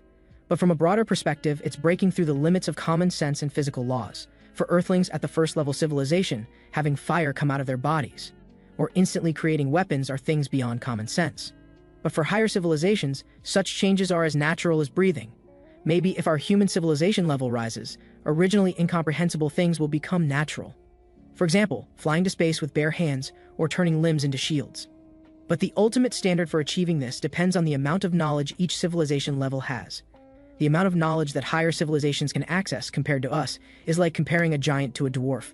Since Jinwoo Ma's first battle had high attention, all information exposed in the match will be analyzed. and his fighting style is similar to other aliens. Evasion and defense are just secondary behaviors. Therefore, in the next match, this might become his fatal weakness. Hearing this, Marcel frowned. It sounds like team leader Rina already considers this guy an alien, but Jinwoo Ma is an earthling, right? Rina gestured for him not to worry. I had the chance to confirm before, Jinwoo Ma is genetically 100% earthling. This puzzled Marcel. Since we already won the first match, why hasn't our civilization changed at all? Hearing this, Rina looked confident. Changes will come gradually. There are 3 conditions for civilization advancement. First, the representative contestant becomes a next-level civilization person after winning matches. Second, races other than the representative won't immediately achieve civilization advancement. Third, civilization representatives will gradually achieve civilization advancement while maintaining victory. In other words, the more Earth civilization wins in competitions, the more likely it is to solve existing problems on Earth, and ultimately overcome them. And the purpose of this training now is to make Jinwoo Ma's power under various restrictions. Before she could finish, a questioning voice suddenly came. That sounds a bit strange. The newcomer was Ackerman, a cosmic reporter from planet Euphoria. Marcel immediately recognized his identity. You're those sneaky guys who use that pen-like tool to peek into others' minds. Ackerman ignored him and continued the previous topic. Your explanation seems strange to me.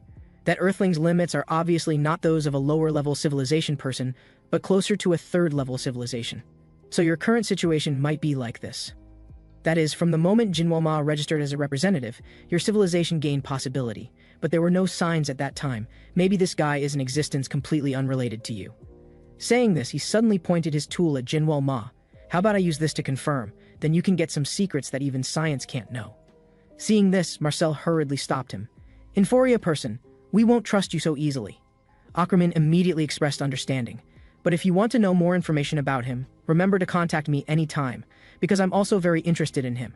After Ackerman left, Marcel immediately asked for Rina's opinion. Rina said he probably just wants to know Jinwoo Ma's intelligence. Besides, we don't have other choices, do we? What we need to do is place all our hopes on this guy, then find a way to win all matches. 15 days later, the second round of the GSP Championship finally began. Next is the second preliminary round, Group 8 match. First to enter is the contestant who cleared the first round fastest in this tournament, civilization ranking 5,830, Representative Birkin from planet Trensbury.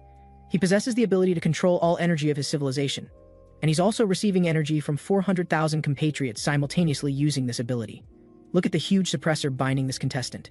Today, the beast containing hundreds of thousands of energies will be completely unleashed in the arena. Seeing this, Mark looked worried. In contrast, Rina looked confident of victory. Our side definitely won't lose. At this time, host Leviathan's voice rang out again. The opposing contestant, though from the lowest-ranked first-level civilization, defeated the universe's strongest engineered Twinkies with terrifying strength. But when he saw Jinwoo Ma's condition clearly, he was shocked. How did he end up like this? But Rina didn't care at all. This is nothing serious anyway for him. This level of injury is nothing.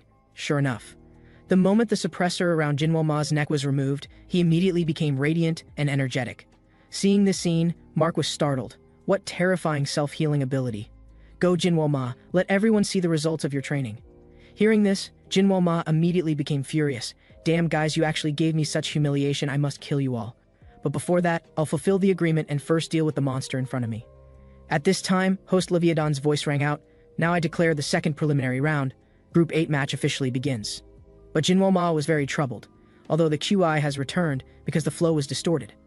I can't use martial arts now. Do I have to wait for the flow to recover like last time?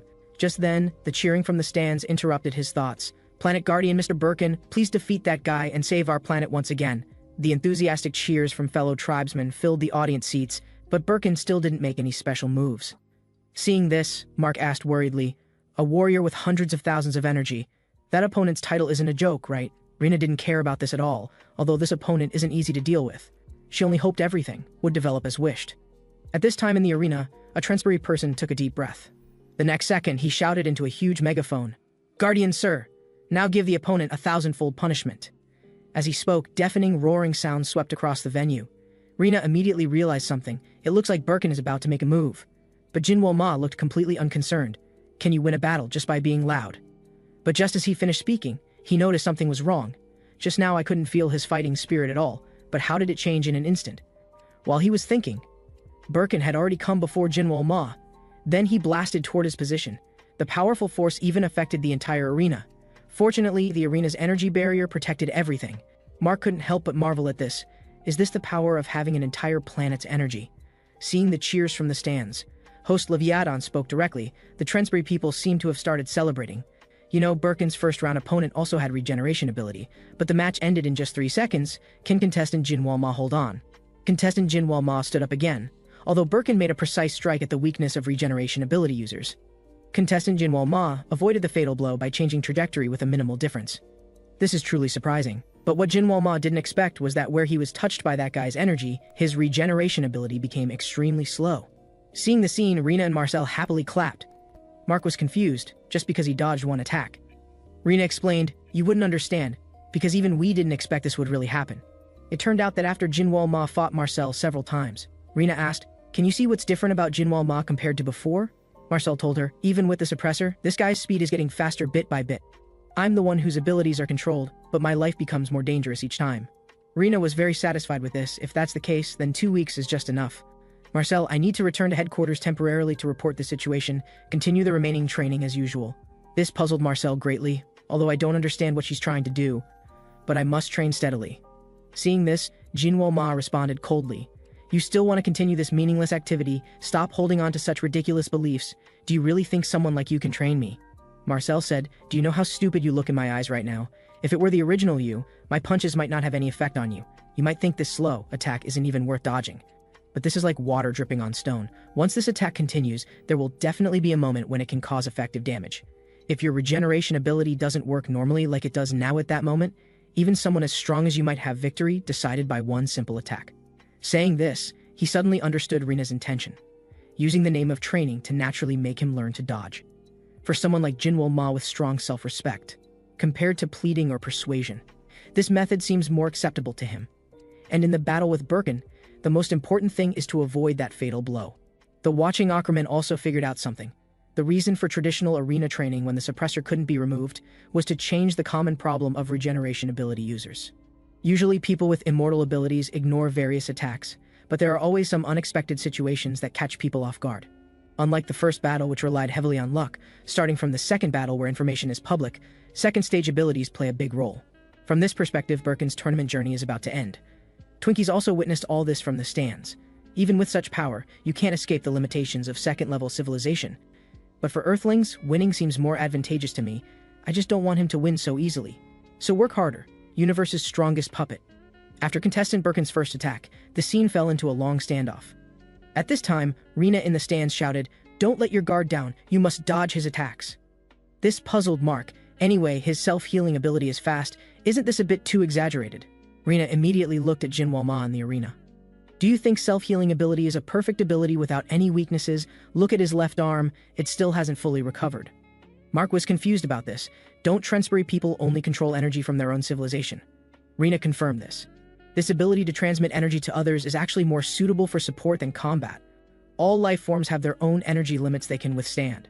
Birkin destroys enemies by instantly injecting energy that exceeds this limit.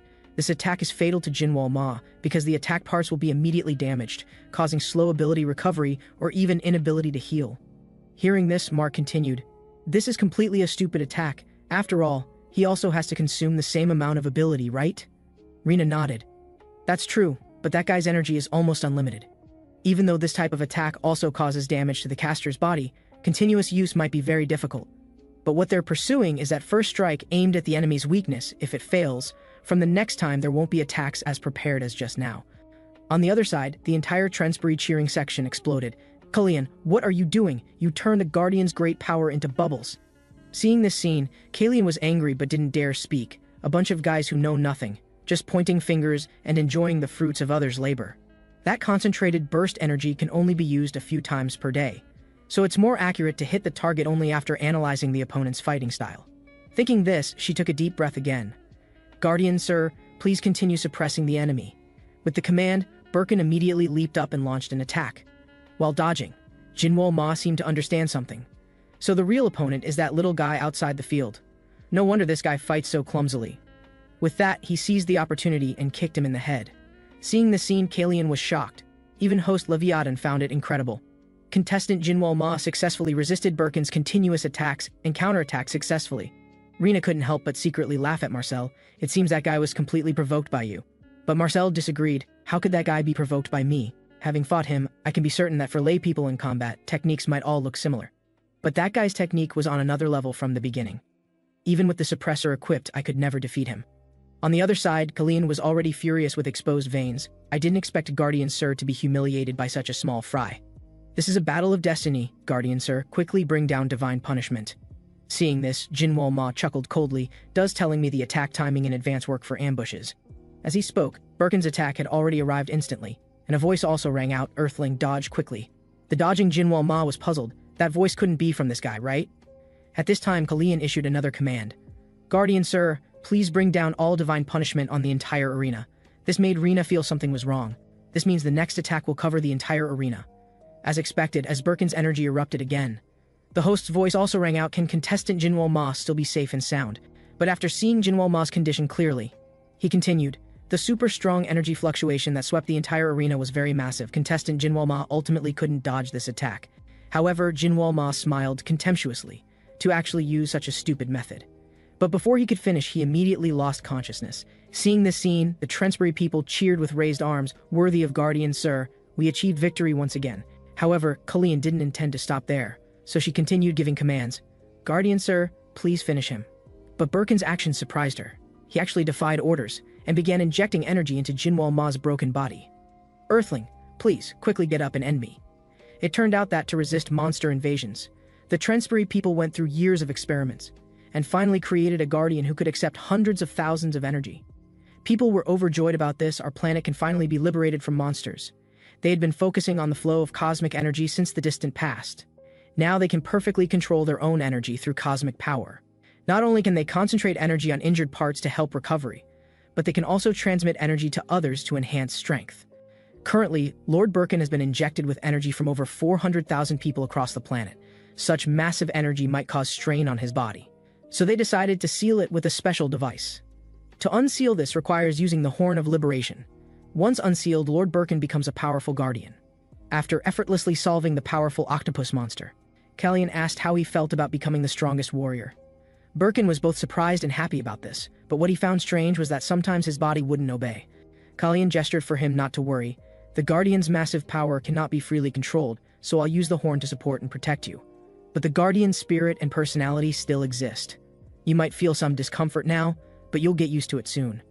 Just like this, Birkin carried the belief of protecting the planet and helped his fellow tribesmen overcome crisis after crisis. Therefore, he was also loved by many citizens. But just then, Trensbury's supreme leader gave them an order. From now on, battles must ensure no damage to the city. Hearing this, Kalian immediately objected. This kind of thing is simply impossible to accomplish. The leader explained, every time you deploy, citizen losses are quite severe. The Guardian's power source is our citizens, so isn't it natural to minimize citizen losses?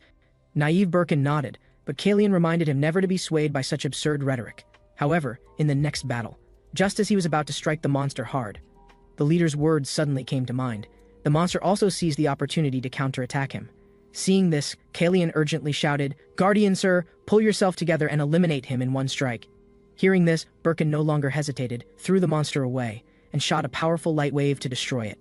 But due to serious injuries and energy depletion, he also fell unconscious on the spot. When he opened his eyes again, he found himself imprisoned in an experiment chamber. Kalian was also constantly pleading, Leader Sir, please give us another chance to fight, I'll prove it to you.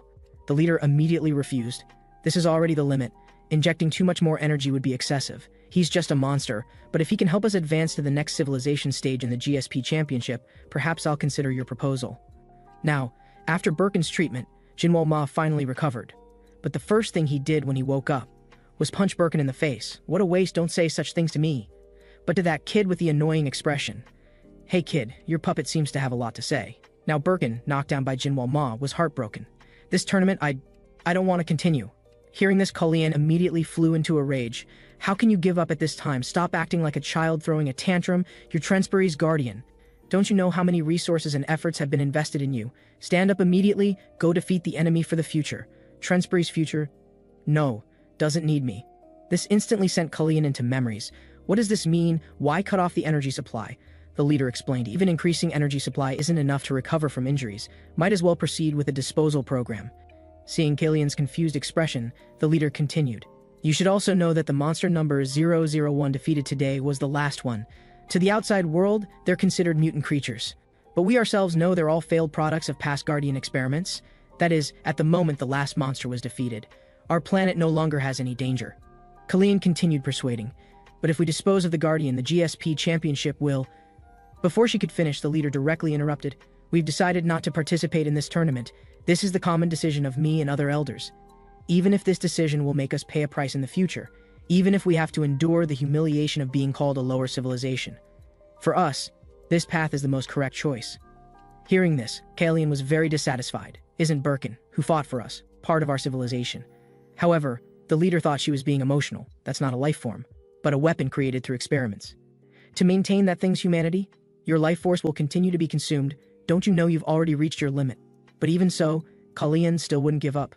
Leader, sir, please give us another chance to fight. We'll prove to the entire civilization that your choice is correct. At this moment, Birkin suddenly spoke up, interrupting her thoughts. My role was only to protect planet Trensbury from monsters, and now my role has ended. Kalian's face was filled with unwillingness. Put away such weak words. The ones who deserve to enjoy peace aren't those guys in the audience seats, but you. As long as you enter the finals and raise your civilization level, your imperfect flesh and unchangeable appearance can all be fixed.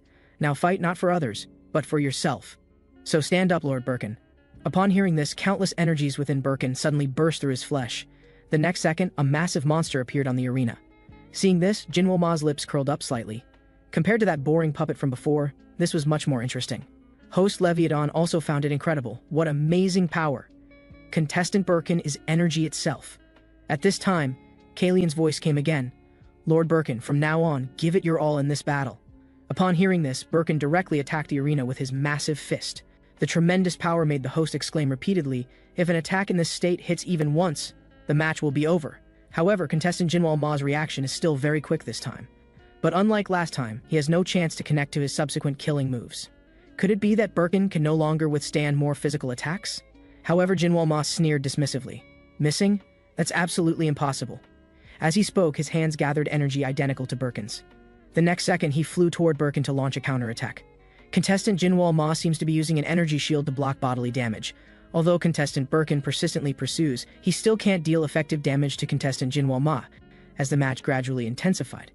The audience below also began to think, why did that Earthling suddenly seem like a different person? And as the match situation gradually became clear, Kalian's expression instantly relaxed. It seems the worry was somewhat unnecessary after all. That foolish guy has no idea that Lord Birkin's body is now a furnace with hundreds of thousands of energy flows. How could such a weak shield possibly withstand it? Thinking this, she shouted into the horn again, Lord Birkin, hurry up and end all this. Upon hearing this, countless energies began gathering in Birkin's mouth.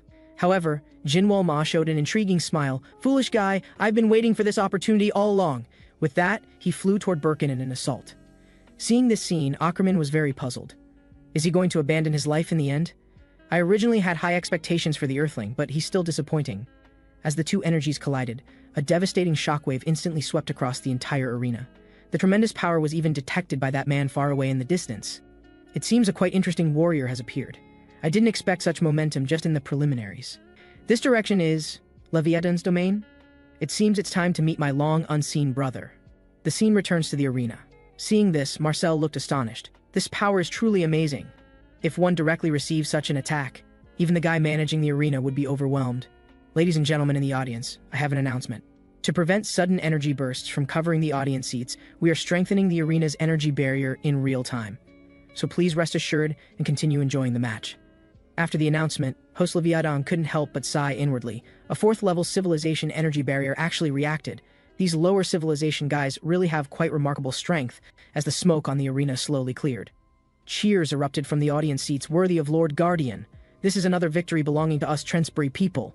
But Birkin turned his head and said, sorry. With that, his entire body exploded from the inside out. This sudden change left everyone shocked again. However, I showed an intriguing smile. What a foolish and ugly guy. I didn't expect he would hesitate until the end. In the end, he didn't want to kill anyone. That's your true inner feeling. Thanks to you, I couldn't enjoy myself to the fullest. But it doesn't matter. At least I finally have no debts on me. Soon after some investigation, the host announced the final match result. The winner of this match is Earth representative contestant Jinwoo Ma. Upon hearing this, Rena and Mark were extremely excited, while Marcel's expression was unusually serious. Aliens, watch carefully. This is the true strength of our Earth representative. At this time, Kalian ran to Birkin's side, grief-stricken and furious. Despicable Earthling, What method did you use exactly? Your attacks couldn't possibly have any effect on Birkin. Jinwoo Ma immediately asked back, is it appropriate for you to give energy to that person? Upon hearing this, Kalian suddenly thought of something. Could it be that those attacks just now were all? Before she could finish, Jinwoo Ma interrupted. That's right, I just injected energy into his body. And his body was already in a state of extreme energy. So by adding just a little energy, his body naturally couldn't withstand it and produced negative effects. The belated realization made Kalian very ashamed.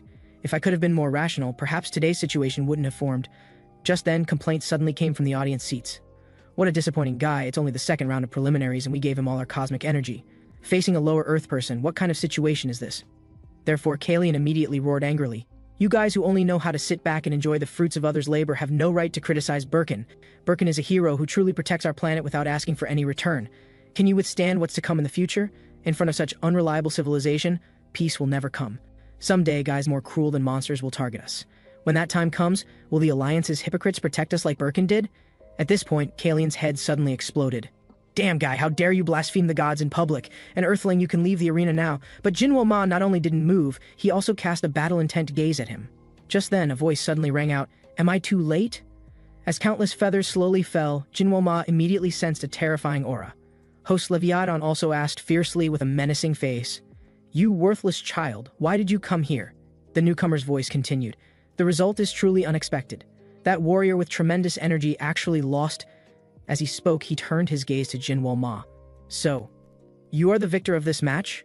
Seeing this, Jinwoo Ma was extremely excited. We finally meet the peak of this world. However, the man's arrival caused dissatisfaction from host Leviathan. Damn it, why did that bastard have to come here? He couldn't be deliberately enjoying all this, could he? This scene is just an influence imprinted in the bones of various civilizations after the Great Galactic War. People can't really worship him. It turns out that about 100 million years ago, the entire universe faced a resource scarcity crisis. This became the fuse for the Galactic War, and the war lasted for a full 3,000 years. Just as the lights of civilization were being extinguished one after another, one person's appearance ended this war in just 10 days. That person was the End Sapien Mulender. He intervened in the meaningless slaughter between civilizations, established a new order, and ended the long war. Since then, various civilizations began worshipping this hero and his companions as gods. This event ultimately led to the establishment of the Galactic Alliance. Now Leviathan grew angrier as he thought about it. Damn it, if I had existed then, this scene should have belonged to me. Just then, the command coordinator came to congratulate. Congratulations, Lord Leviathan. Thanks to Mulender's appearance, our sector has topped the real-time viewership ratings again. Hearing this, Leviathan became even more furious. You fool, it's clearly because of my excellent hosting ability that we became first. With that, he raised his hand and pointed. The command coordinator instantly shattered. Mulender entered the arena without authorization, clearly violating regulations, so please get out of my sight immediately. Mulender chuckled coldly. I never thought I'd hear those words from your mouth, but you don't need to worry. I don't plan to stay long. I just wanted to greet this warrior with powerful energy. In that moment, Leviathan instantly flashed behind him. Stop talking nonsense and disappear from my sight immediately. Mulender continued explaining. You seem to misunderstand, brother. I just wanted to... Before he could finish, Leviathan suddenly pressed his head. Are you planning to ignore my words? Mulender smiled calmly. Leviathan, I've heard some things about you. It seems you've been ignoring our rules and acting on your own. Due to your selfish decisions, your sector is facing many problems during this tournament. Hearing this, Leviathan flew into a rage. What do you know? In my territory, my word is the absolute rule. Next, you'll receive punishment for violating my rules. With that, a black energy ball instantly appeared out of thin air. And as time passed, it grew larger and larger. The buildings in the arena seemed to be drawn by magnetic force, slowly flying toward it. The audience was the same, thrown into chaos. This was Leviathan's cosmic power, able to decompose and reconstruct any matter. Once in contact with that black sphere, it would immediately dissolve like liquid. I'll make you understand the consequences of breaking my rules, Mulender responded calmly. Since you don't care about those precious audiences at all, then I have no choice. Third sector judges, listen to my command. From this moment, protect all civilizations in the arena. Judges Virtus, Dominiel, Etherian obey the will of the Supreme God. But what surprised Mulender was that this warrior was completely unaffected. But how could an ordinary human body possibly withstand Leviathan's gravity? And besides that, he also possessed enhanced regenerative abilities.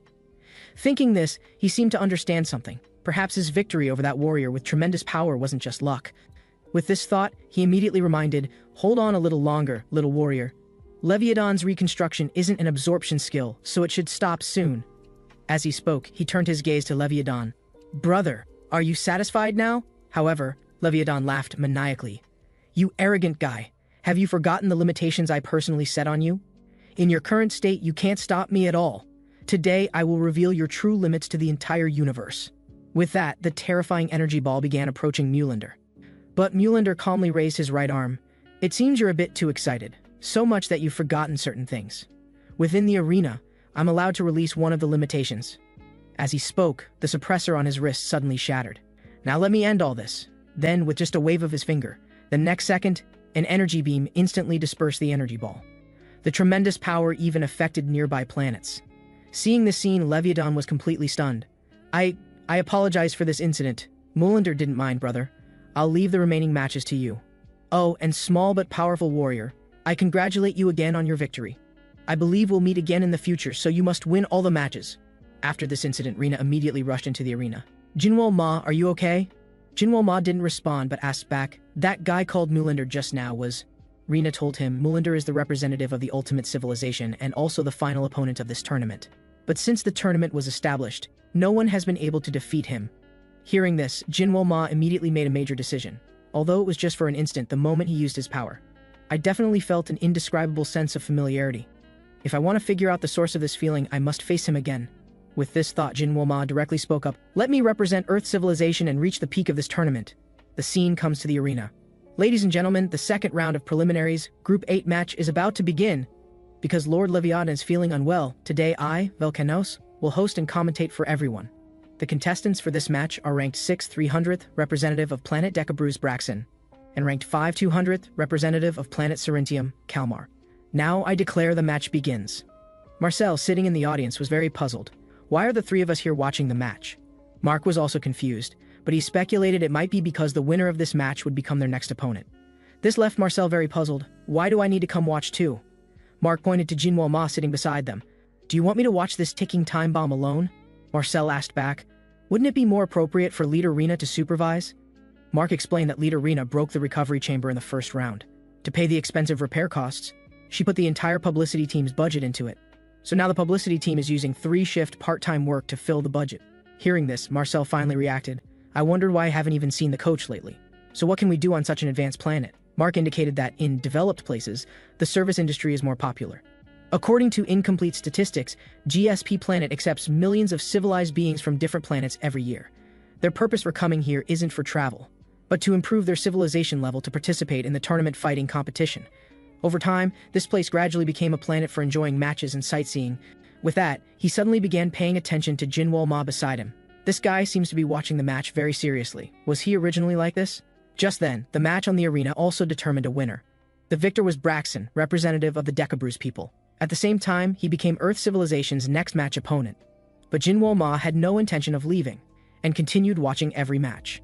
6 hours later, Mark gently tapped his shoulder. "Are we going to continue watching?"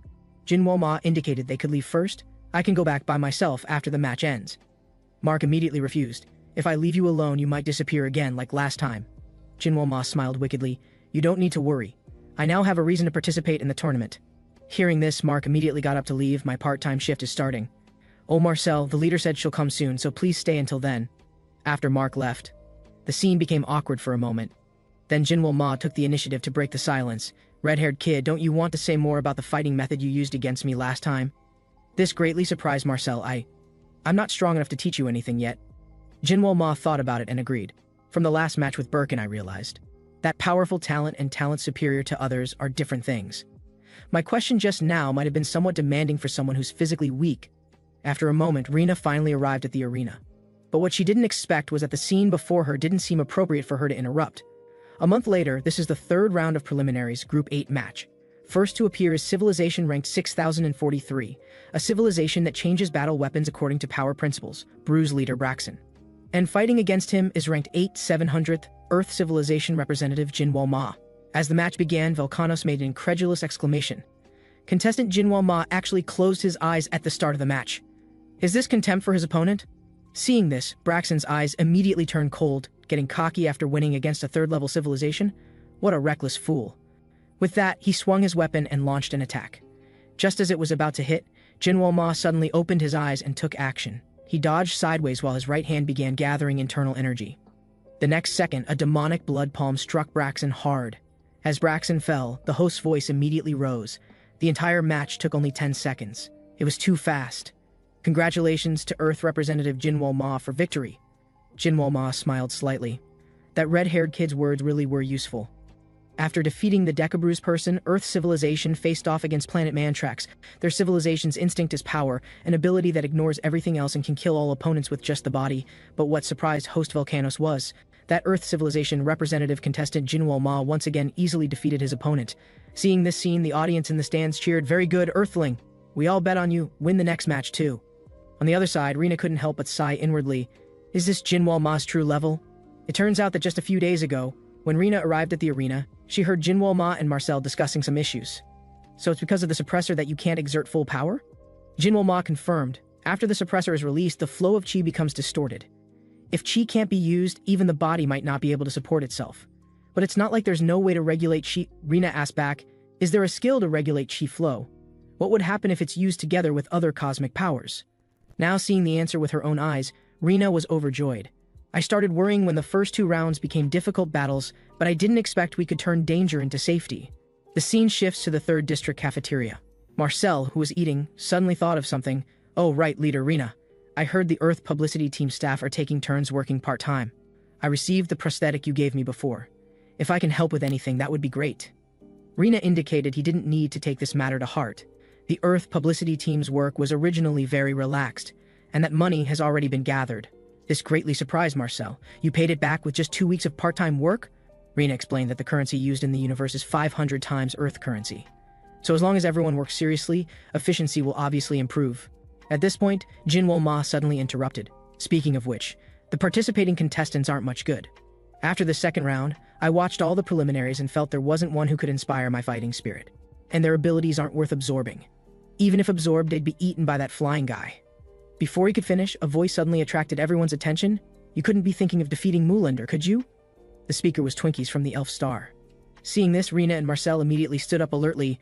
Why are you here? Twinkies indicated they didn't need to be nervous. I just came to say a few words. How about we find a quiet place? Marcel directly issued an eviction order. You're not welcome here, and we have nothing to talk about. However, Twinkies remained unmoved. I don't want to talk to losers either. As he spoke, he turned his gaze to Jinwoo Ma. I came to find this guy. Jinwoo Ma first looked at him contemptuously, then continued eating on his own. Seeing this, Twinkies continued. Don't you want power? I have a method that can raise your level in one breath. Hearing this, Jinwoo Ma immediately became interested. Take me there quickly. Along the way, Marcel was very worried. I heard the Elf Star people attack the Earth Exhibition Hall before. Is it okay for us to follow like this? Rina indicated he didn't need to worry. That was in the sparsely populated Z Street, an area without much security force. But now we're in the competition arena of the first center. With the security equipment here, they wouldn't dare act rashly. And he said he could improve Jinwoo Ma's abilities in one breath, so to some extent these risks are worth it. However, after arriving at the destination, looking at the menacing gazes around them, Marcel couldn't help but break into a cold sweat. Leader Rina, this doesn't seem like a risk, but extremely dangerous. At this time, Jinwoo Ma spoke calmly. Hey Trash, can you finish what you didn't say now? Hearing this, the Elf Star people nearby flared up in anger. Your words still make people want to tear you apart. Seeing this scene, Twinkies quickly intervened. Don't forget, there are more important things now. Bringing you here was to give you a suggestion. If you accept our suggestion, you will transcend the limits of civilization. As he spoke, he signaled the guards behind him to bring something forward. That is to use this at this time, in the GSP Arena Elf Star standby room. In front of the Earth people was not only this ring, but also a contract agreement. First clause, Jinwoo Ma must wear this eternal steel ring in future matches. Second clause, Jinwoo Ma must achieve at least one victory in the matches. If the above clauses are violated, a penalty of 50 million must be paid. Rina immediately questioned what this meant. Twinkies appeared very arrogant. I said I'd help you escape the limitations of lower civilization. Even you foolish ones should be able to see the value of this ring. But what worried Rina was, Galactic Alliance laws strictly prohibit unauthorized intervention in other civilizations. And why do you want to help us? Twinkies remained arrogant. This is just a simple transaction. As for why I want to help you, trash like you don't need to know. Just then, an uninvited guest suddenly walked in. How are you doing, little dwarf prince? The speaker was Volter from planet Ironstand, civilization ranked 380th. Seeing this, Twinkie's expression immediately became serious. Why are you here? Volter explained with sarcasm. Of course I came specially to thank you. Recently, thanks to the prince, our art museum stock has skyrocketed. As he spoke, he suddenly saw something. What are these barbarians blocking here for? Get lost quickly. Getting no response, Volter directly swung his fist at Jinwoo Ma, but was easily deflected by Jinwoo Ma. Jinwoo Ma turned to question what he wanted to do. Seeing this, Volter finally reacted. Isn't this the recently popular Earthling? As he spoke, he reached out and snatched the ring. It seems our prince is in quite a hurry, wanting the weak Earthlings to rank as high as possible to maintain what little dignity remains, really trying hard with schemes. But what can this change? The rumor that eternal steel is garbage has long spread. But for the sake of our ancestors' close relationship long ago, I'll temporarily. Before he could finish, Twinkie suddenly interrupted. Volter, do you want to fight that Earthling? Volter chuckled coldly. What nonsense are you spouting? Twinkie's directly offered. Conditions. If you win, we Elf Star people will work for you. This immediately interested Volter. Can you take responsibility for those words? No. How could the prince's words be a joke? Then we'll go back and wait for your news first. After the others left, Twinkies was furious. Did you Earthlings hear that? That guy is adding conditions. However, Jinwoo Ma tore up the agreement on the spot. Though I also hate that kind of trash, even without you, I have ways to become stronger. These words completely ignited Twinkie's anger. You arrogant Earthling, don't forget where you are now. Hearing this, Rena immediately pulled out her communication device. If you don't want to see the judge, I advise you not to act rashly. At this tense moment, Jinwoo Ma suddenly extended his middle finger and pressed it against Twinkie's head. Listen up, little guy. We set the terms of the deal. This way, I'm willing to use some useless stones and even fight that annoying guy from earlier. This scene was completely unexpected for Twinkies. He thought Jinwoo Ma was just a hot-headed kid who could fight, but didn't expect him to be this threatening. The scene shifts to the 300th floor training ground. Just as Jinwoo Ma removed his suppressor, he suddenly heard Volter's voice in his ear. I don't know if you're stupid or brave. Knowing your opponent is me, you still dare to accept the challenge. Hearing this, Jinwoo Ma directly made an international gesture at him. What are you? But the next second, Volter crushed his palm. Yet at the same time, he inexplicably found himself unable to move. Jinwoo Ma first threw a punch back, then looked at the ring on his finger, remembering Twinkie's words. Changing one's own strength based on the strength of metal contacted, this is the ability of elven civilization. In other words, besides oneself, no creature in the universe can directly destroy it. Feeling the changes in his body, Jinwoo Ma smiled slightly. This is completely different from the era I lived in. In the past, many talents spent their entire lives trying to carve stone with tree branches. Even if they succeeded before death, they were already obsolete. And I happened to see one guy just before being sealed. Thinking of this, the ring on Jinwoo Ma's hand instantly transformed into a sharp long sword. The next second, it directly pierced through Volter's body, and Volter crumbled to pieces in an instant. At this, Jinwoo Ma smiled wickedly. You need to use the right way to speak. After Jinwoo Ma easily defeated Volter with the Eternal Steel, Rena told Clarence about this news. Clarence found it hard to believe that a small ring could have such value. But anyway, they are our opponents. Giving us such precious things, wouldn't it be? Rena signaled him not to worry. They're doing this for their own civilization too, and the contract is written clearly. At this moment, the somewhat impatient Jinwoo Ma interrupted the two. Isn't the next match supposed to start soon? Then stop talking about things that are already over. Let's go watch the match. After Jinwoo Ma and Rena left, Marcel couldn't help but speak up. That guy is really amazing. He actually saved Earth in just a few months. And me? I got help from an entire planet for over 10 years. Before he could finish, Clarence suddenly interrupted. What are you talking about? Marcel, you've already done what you should. That day you persisted until the end, and now we stand together, so don't think like that. Hearing this, Marcel silently lowered his head. Meanwhile, arriving at the viewing platform, Jinwoo Ma asked, will the winner among them be my next opponent? Rena gave a negative answer. Other matches haven't finished yet, so we can't determine the final opponent. But speaking of which, that guy will be in great danger in this match, because his opponent is the 744th ranked Tanrian Ragnar, also known as the Terminator of lower civilizations. Their ability is to manipulate invisible, powerful arms. As she spoke, the host's voice suddenly rang out. Panon player chose to take the initiative to attack, but his attack didn't cause effective damage to player Ragnar. He even suffered continuous counterattacks. Seeing this, Rena looked puzzled. Why attack so blindly? Doesn't he know his opponent's strength? But thinking about it, lower-level civilizations probably don't have information about their opponents. Thinking this, her gaze was suddenly attracted by someone not far away. Isn't that guy Kulak? Why does he look so heavy? After thinking about their previous experiences together, she finally decided to go over and show concern. Your representative clearly released super strong cosmic power before, but now why is he being attacked one-sidedly? Kulak wasn't clear about this either, but he knew that recently Big Brother's body had been very unwell. Especially at the beginning of matches, he can't exert any strength at all. Hearing this, Rena seemed to think of something. Could that guy also be suffering from the same side effects as Jinwoo Ma? At this time, Panin, who had been passive in the arena, finally felt his power recovering. Because he had vaguely seen that guy's true face. Just need to hold on a little longer. Thinking this, a fist the size of a sandbag suddenly struck. The powerful force directly sent him flying several meters. Without letting him catch his breath, Ragnar launched his finishing blow at him. Although Panin player held up well, he finally fell down, now entering the countdown. But just as the host counted to 4, Panin's body suddenly changed. Before Ragnar could react, the next second, a dark force instantly bound him tightly. The standing Panin spoke calmly. "I see it all clearly. Now I finally understand why you're called the Terminator of lower civilizations. For civilizations that can't harness cosmic power, your invisible arms are indeed deadly." With that, he swung his fist and struck. After the inspection was completed, the host immediately announced the match result. Group 6 Preliminary Match 4, Panin player wins. At the same time, Kulak asked Rina in disbelief for confirmation. "You mean Panin Big Brother couldn't use his power at the beginning of the match?" Rina confirmed. "It's due to the side effects of the suppressor. Bodies with cosmic power like that will have their strength limited. Lower civilizations generally find it hard to know this information, so your big brother probably doesn't know the reason either." Kulak gritted his teeth and asked back, "Is your situation the same as ours?" Rina affirmed, "But we've already found a way to alleviate it, so just tell all this to your big brother." As she was leaving, Kulak suddenly called out to Rina. "As a return for being helped, I'll also tell you some intelligence that you might not be able to obtain. It's about the opponent in the final preliminary. That is, the final preliminary will change the competition rules." Rina was very puzzled by this. "What is that? Why haven't we heard such a notice?" Kulak explained, "This notice should have been announced only after all 4th round matches ended.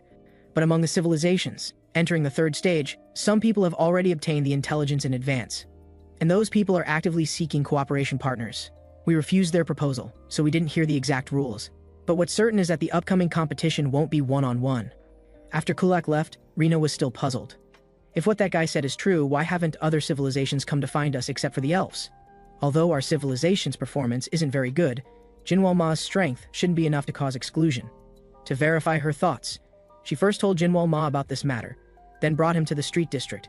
Jinwoo Ma also saw through her purpose. "So you came to the streets, to attract attention from other civilizations?"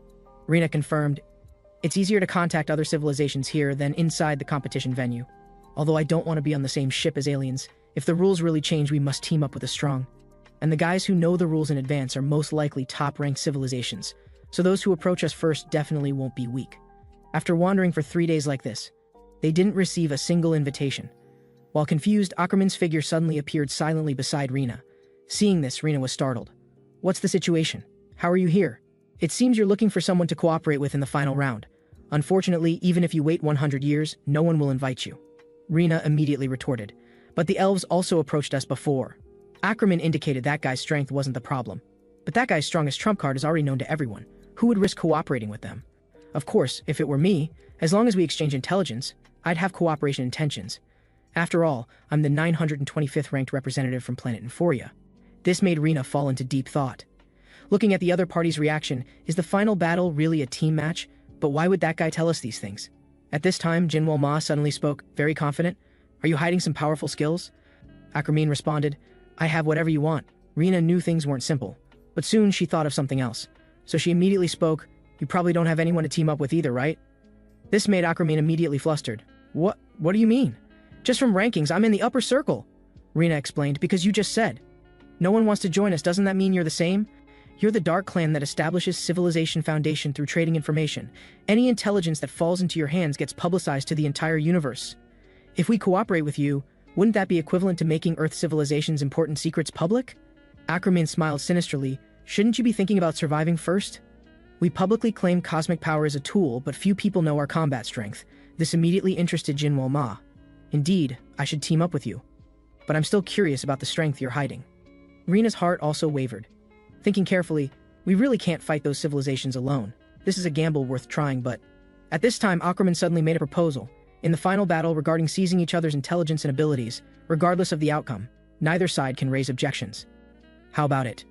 Hearing this, Jinwoo Ma immediately agreed. In contrast, Rina was very depressed. Even if we team up, there's no need to form such an unpopular... Before she could finish, Ackerman suddenly interrupted. "Did you come here without definite intelligence? Although the rules haven't been officially announced, the final preliminary is an individual death tournament. The purpose of teaming up isn't victory or defeat, but survival." Saying this, he angrily pushed the two. "You stupid guys, hurry back to the arena. That guy's death tournament has already started." This made Rina very puzzled. Are there other unknown pieces of intelligence besides the death tournament? Unknown to them, in the corner behind them, a mysterious person had just dealt with a civilization representative. Indeed, that spider person is very good at reading situations. Anyway, there's still plenty of time. We'll meet again next time. After Ackerman told Rena everything, Rena immediately found Earth's Commander-in-Chief, Clarence, and hoped he would notify everyone never to leave the arena. It turned out that 2 hours ago, Ackerman told her that a murderer had appeared in the Zone 3 preliminaries and was dealing with contestants who entered the final preliminaries outside the venue. Because acting outside the arena was more advantageous for them, they not only mastered the characteristics of each civilization, but also possessed hypnotic cosmic power. They often used hypnosis to lure contestants to their lairs for assassination. This was how those madmen made their living. And as the results showed, except for the first round, they won effortlessly every time. Although places like arenas are relatively safe, those madmen have many tricks. So not only can't we let our guard down, we must also manage our own people well. Now Clarence finally understood Rena's deep meaning. That is to say, each of us could become hostages. Rena confirmed, so external personnel must also return to the team quickly. Hearing this, Mark's face was filled with unease. We haven't been able to contact Coach Steele since this morning. Could it be related to those madmen? Hearing this, Rena felt something was wrong. Commander, please report to the Alliance immediately. Ackerman spoke up first. It's useless. They won't leave any traces. They're the universe's most excellent experts in that regard. Besides, the Alliance isn't the charitable organization you expect. Without any evidence, they'll definitely handle it perfunctorily. Just like the contestants, who fought that madman before, so why not just abandon that fool? Compared to civilization representatives, abandoning one fool isn't a bad choice. Hearing this, Marcel looked unwilling. But just as he was about to go rescue, Jinwoo Ma spoke first. I'll go find that fool back. Even without this matter, I wanted to meet that madman, so there's no reason to refuse. Let that madman meet me first. This surprised Ackerman greatly. You need to fight that madman while wearing a suppressor? Or do you have confidence to confront him without cosmic power? Even if you have countermeasures, once hypnotized, you'll become useless. However, Jinwoo Ma was already prepared. He first placed his hand on Marcel's head, then showed an intriguing smile. As long as the person caught in the lair isn't me, wouldn't that be fine? The scene shifts. Walking on the street, Jinwoo Ma suddenly began inexplicably walking toward a deserted area. After reaching the depths, a figure and a giant python were quietly waiting there. As the man raised his arm, the python cooperatively opened its bloody mouth. When Jinwoo Ma walked to the python's belly, what came into view was not only Steele's figure, but also a fierce giant python and countless sinister eyes. So it's an ordinary lower civilization. As soon as the words fell, the next second that giant python opened its mouth and attacked. Seeing this, Jinwoo Ma smiled wickedly at the corner of his mouth. Lower civilization? How can you compare me to them? With that, he directly charged forward with his sword. The terrifying power even split the giant python in two. Afterwards, Jinwoo Ma, revealing his true form, pulled the hypnotized Marcel and asked, "How is it? Pretty handsome disguise, right?" To prevent being discovered, I specially injected my aura into him. After all, I had a previous lesson, so of course I had to be careful this time. But the mysterious person didn't care about this. What he cared more about was how the Earthling had the elves' cosmic power. It seems you want to play clever tricks in the arena, but today you won't leave here alive. The speaker was Version, the 986th ranked representative from Serpenian. Hearing this, Jinwoo Ma smiled contemptuously. Just bring it on. At this time, Bark beside Version suddenly discovered something. Young master, the situation doesn't seem as good as imagined. That Earthling has something from planet Inforia. Could it be that Spider-Person spy robot? Before Version could think, Jinwoo Ma spoke first. Don't worry about those insignificant things. Anyway, I'll finish within the time I need. Seeing the Earthling so arrogant, Bark immediately waved his hand. The next second, countless giant pythons attacked Jinwoo Ma. Seeing this, Jinwoo Ma looked excited. Finally contest the new weapon. Immediately after, he cut down all the pythons with devastating force. As Bark was getting angry, Asus beside him seemed to notice something. That guy's weapon is unusual. Saying this, he didn't forget to mock, "Lord Bark, are you alright? If this continues, all your basilisks will be gone." Bark looked up at the ceiling with gritted teeth. "Belmore, immediately get that kid for me." Before he could finish, Version suddenly warned, "If you use the basilisks in strange places, I won't forgive you. Even if you don't understand what the basilisk Belmore represents, you should see that guy's weapon is dangerous. Do you want to act emotionally?" Bark still expressed dissatisfaction. "Is this enough now?" At this moment, when every inch counts, still talking about peace, Asus smiled contemptuously. "Peace? I'm ready to hunt." Saying this, she turned her gaze to Jinwoo Ma. "Earthling, don't resist uselessly, or your fellow's life will be—" As she spoke, Jinwoo Ma directly flew up and cut the bonds on the coach, then pressed his long sword directly against Version's face. This surprised Version greatly. How is this possible? clearly wearing a suppressor but still able to make such movements. With that, he began using hypnosis on Jinwoo Ma. However, Jinwoo Ma, who had anticipated this, directly stabbed himself with a sword. Petty tricks. The mushroom head talks so much my ears are getting calloused. And the suppressor having no effect is pure self-deception. As he spoke, countless basilisks attacked again, only to be easily resolved by Jinwoo Ma again. Really disappointing. If this continues, I won't be able to know the weapon's performance. However, just as he finished speaking, Marcel suddenly bound him tightly from behind. Asis smiled sinisterly. Can't be careless during hunting. If you stop now, perhaps I'll... Before she could finish, Jinwoo Ma mercilessly punched Marcel. And this punch completely restored Marcel's consciousness. I was last at the arena, then became an alien's bait, so I was hypnotized just now. Jinwoo Ma paid no attention and raised his sword again. Now let me properly experience your strength. Seeing this, Bark responded to Asis with mockery. Seems your hunting method doesn't work. Still unwilling to give up, Asis shouted at the top of her lungs. The guy you want to save is still in my hands. However, Jinwoo Ma put on an indifferent attitude. That fool? Kill him if you want. I came here simply to test the new weapon, but the result is too disappointing because you have no testing value at all. As he spoke, Version suddenly approached him. Is this weapon that eternal steel? Seeing this, Jinwoo Ma launched an attack without hesitation. But it was all easily resolved by Version. At this, Jinwoo Ma looked excited. So you do have value for me to act. But just as he finished speaking, he was kicked down by Version. Then another kick firmly pressed him to the ground. Ackerman, I originally wanted to crush the guy you fancied directly. But now I finally understand why you care about him. Although I don't know what you're scheming, I have no intention of reporting it. Now that the lair's location has been discovered, the hunting ends here. But you should be clear that you're already on my hunting list. Hearing this, Ackerman at the base smiled slightly. Didn't expect to be on your mind. Really looking forward to that day. With an order, Belmore directly opened its bloody mouth and approached Version. I'll be waiting for you in the finals. However, in this situation, Jinwoo Ma's mind flashed back to the scene of slaughtering Shaolin Temple. Still talking about having invincible golden body protection. In my view, you're ultimately just a pile of scrap metal. Hearing this, the staff-wielding abbot of Shaolin Temple immediately flew into a rage. With a great roar. The next second, he shattered Jinwoo Ma's skull with one punch. But soon he sensed something wrong. The headless guy actually pierced his chest with a sword. This made the staff wielder suddenly realize. So you're the mad demon rumored in the martial world! But what puzzled him was why create slaughter in a peaceful era. Jinwoo Ma smiled wickedly. Of course it's to seize power.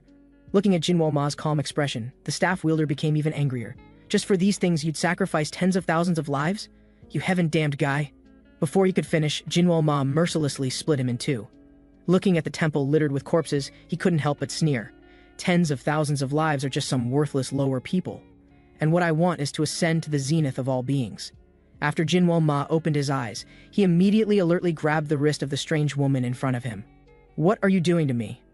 Seeing this, Rina quickly stopped him. She's our Earth Team colleague. Hearing this, Jinwoo Ma looked puzzled. I was clearly in those guys' lair. Did I transfer to outside, space through the snakehead? But how did I get back here?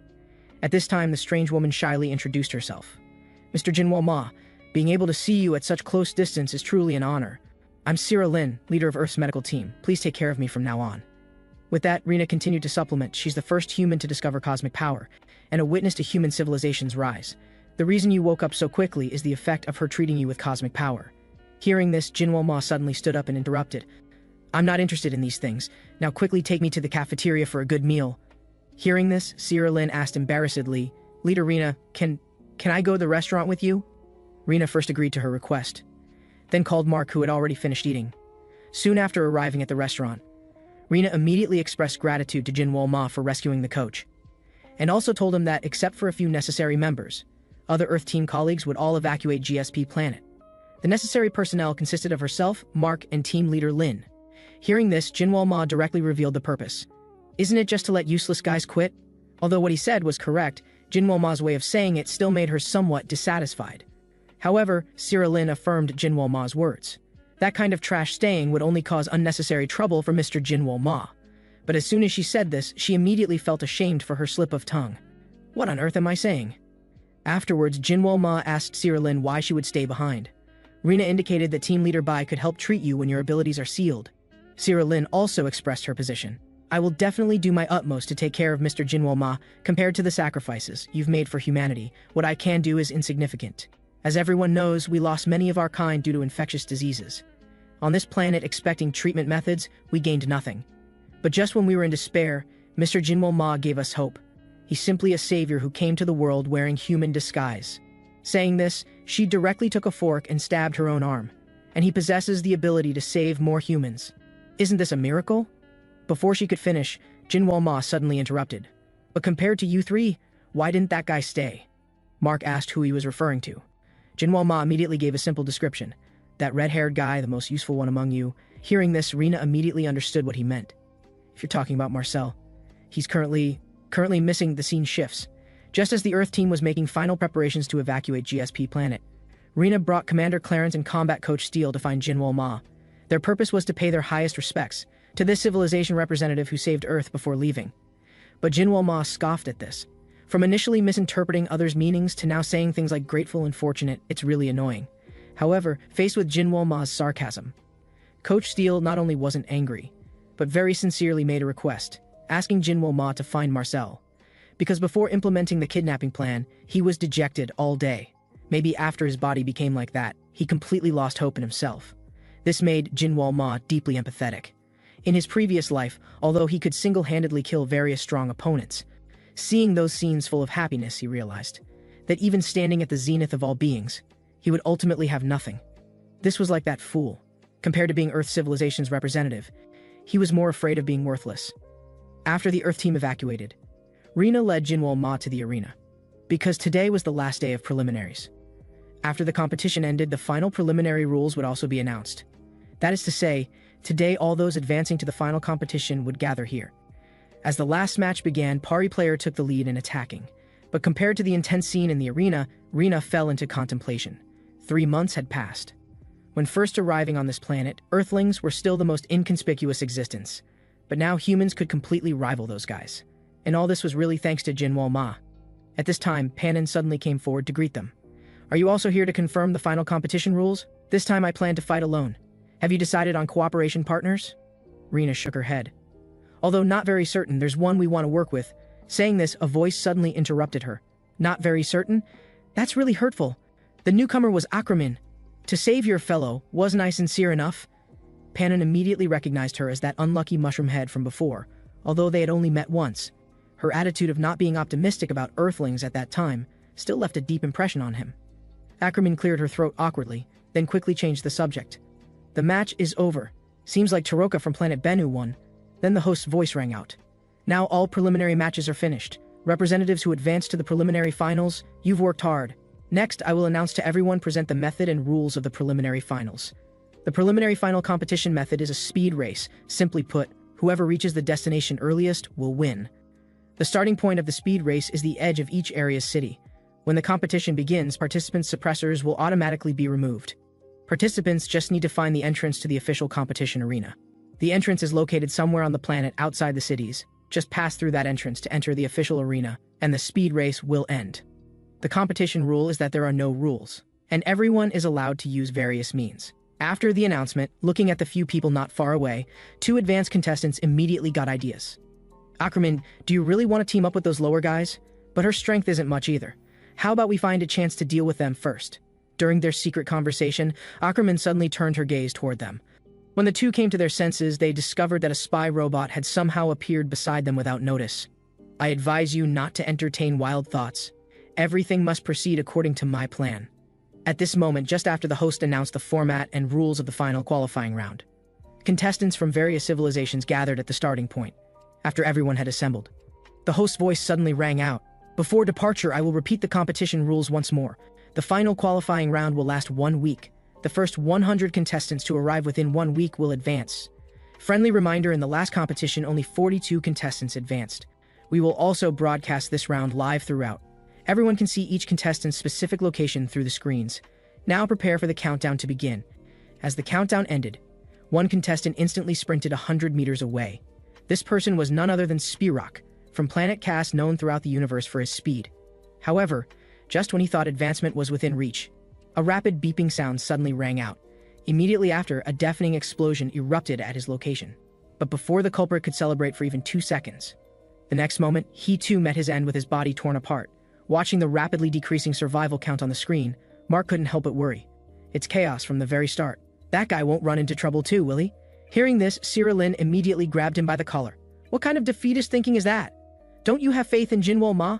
Then Rina also signaled everyone not to worry, as this kind of chaotic battle is very advantageous for someone with regenerative abilities. And indeed, that was exactly the case. But what surprised Aquaman was that Jinwoo Ma was actually channeling the cosmic power of the planet Trensbury people. Seeing this, the somewhat impatient Panan prepared to act alone, before Aquaman could warn him. The next second, a massive hammer sent him flying several meters. The attacker was Bengali from planet Chlorins, ranked 2261 in civilization. Finally found you, you arrogant primitive civilization being. You dared to refuse my companion's proposal. I believe I said that if you refused, you would definitely regret it. Upon hearing this, Aquaman immediately interrupted, because he chose to stay by my side. As she spoke, she slowly removed his gloves, then extended one finger and began a 3-second countdown. When she reached 1 second, Aquaman's figure instantly appeared before Bengali, with his finger pressed against Bengali's arm, before Bengali could react. The next second, his arm began to rapidly rot and sprout mushrooms. After Bengali lost all signs of life, another contestant quietly appeared behind Aquaman. The already alert Aquaman used the same method. With just a gentle touch, he once again resolved the crisis. Jinwoo Ma, who had just finished his power circulation, was quite surprised to see this. I didn't expect you to be even more formidable than I imagined. Just then, the command coordinator brought an emergency notification to all contestants. In 3 hours, the legendary monster Framor will begin its activity. Upon hearing this news, the contestants were all shocked. Even Aquaman began to panic and urgently urged Jinwoo Ma to proceed at full speed. With that, she carried Panan and ran toward the finish line. For the next 3 hours, absolutely do not leave the group, or each of our lives will be threatened. After an unknown amount of time, Panan also awakened from his unconsciousness. At this time, Jinwoo Ma inquired, "What exactly are we supposed to do staying in this wasteland?" Aquaman signaled that he shouldn't be anxious. This wasn't a meaningless waste of time without a plan, but rather waiting for the direction to advance, because I've already placed spy robots on all the contestants. But speaking of which, if they don't find the arena entrance soon, I'm afraid there won't be enough time. Jinwoo Ma naturally understood what she was referring to, but what puzzled him was, what kind of monster would make everyone so alarmed? Aquaman explained that Framor is a primordium that has existed since the birth of the universe. It possesses the ability to devour everything. It's a type of monster called a living disaster, and it was the most powerful life form before the End Sapiens appeared. At this point, an unidentified creature suddenly emerged from behind them. Seeing this, Jinwoo Ma immediately asked if this was Framor. Aquaman denied it, because he could see through this guy's true identity at a glance. Although it looks the same as Framor, this isn't the real one. This is more like a surprise prepared for the competition. As he spoke, Jinwoo Ma suddenly leaped up, then struck Framor directly with his sword. However, Framor was not only completely unharmed, but also heavily slammed Jinwoo Ma to the ground. At this moment, Panan seemed to remember something. Why the hell does this guy appear here? This puzzled Aquaman greatly. Do you know this guy? While channeling his cosmic power, Panan explained, I joined this competition specifically to be able to fight against this guy. With that, the next second, a dark force tightly bound Framor. But what Panan didn't expect was, Framor easily broke free from the restraints, seeing Panan being knocked away. Aquaman was completely shocked. Even dark matter didn't work? Although it's temporary, this is a skill that has even hindered Virtus before. Thinking this, she immediately removed her gloves. The next second, she pressed her finger against Framor's body. The result was as expected. Sure enough, even my spore bacteria won't work. At this moment, Panan, who had stood up, suddenly spoke. I'm sure you've noticed too, this guy isn't a single individual. No matter what method you use to attack, it will immediately evolve a corresponding form. That's right, this guy is a replica of Framor known as the universe's end. And our civilization exists precisely to be devoured by these creatures. It turned out that before participating in the GSP championship, the Piglonian clan leader had met with Panan privately, and hoped he would stop letting his people bleed meaninglessly for illusory dreams. Panan immediately retorted, how long will we continue to worship that monster as a god and let our people serve as sacrifices? The clan leader was also helpless, because the only way to control the god is to offer living sacrifices. I also know it's not really a god, but would changing the name make any difference? If we don't pay tribute, it will crawl out of the black hole due to hunger. Then our civilization will surely face catastrophic disaster. This puzzled Panan greatly. Can't we cultivate power capable of defeating it? Seeing things had come to this, the clan leader could only tell him the secret buried in his heart. Long ago in this universe, there existed a fourth-tier civilization very skilled in biotechnology, the planet Nelfian people.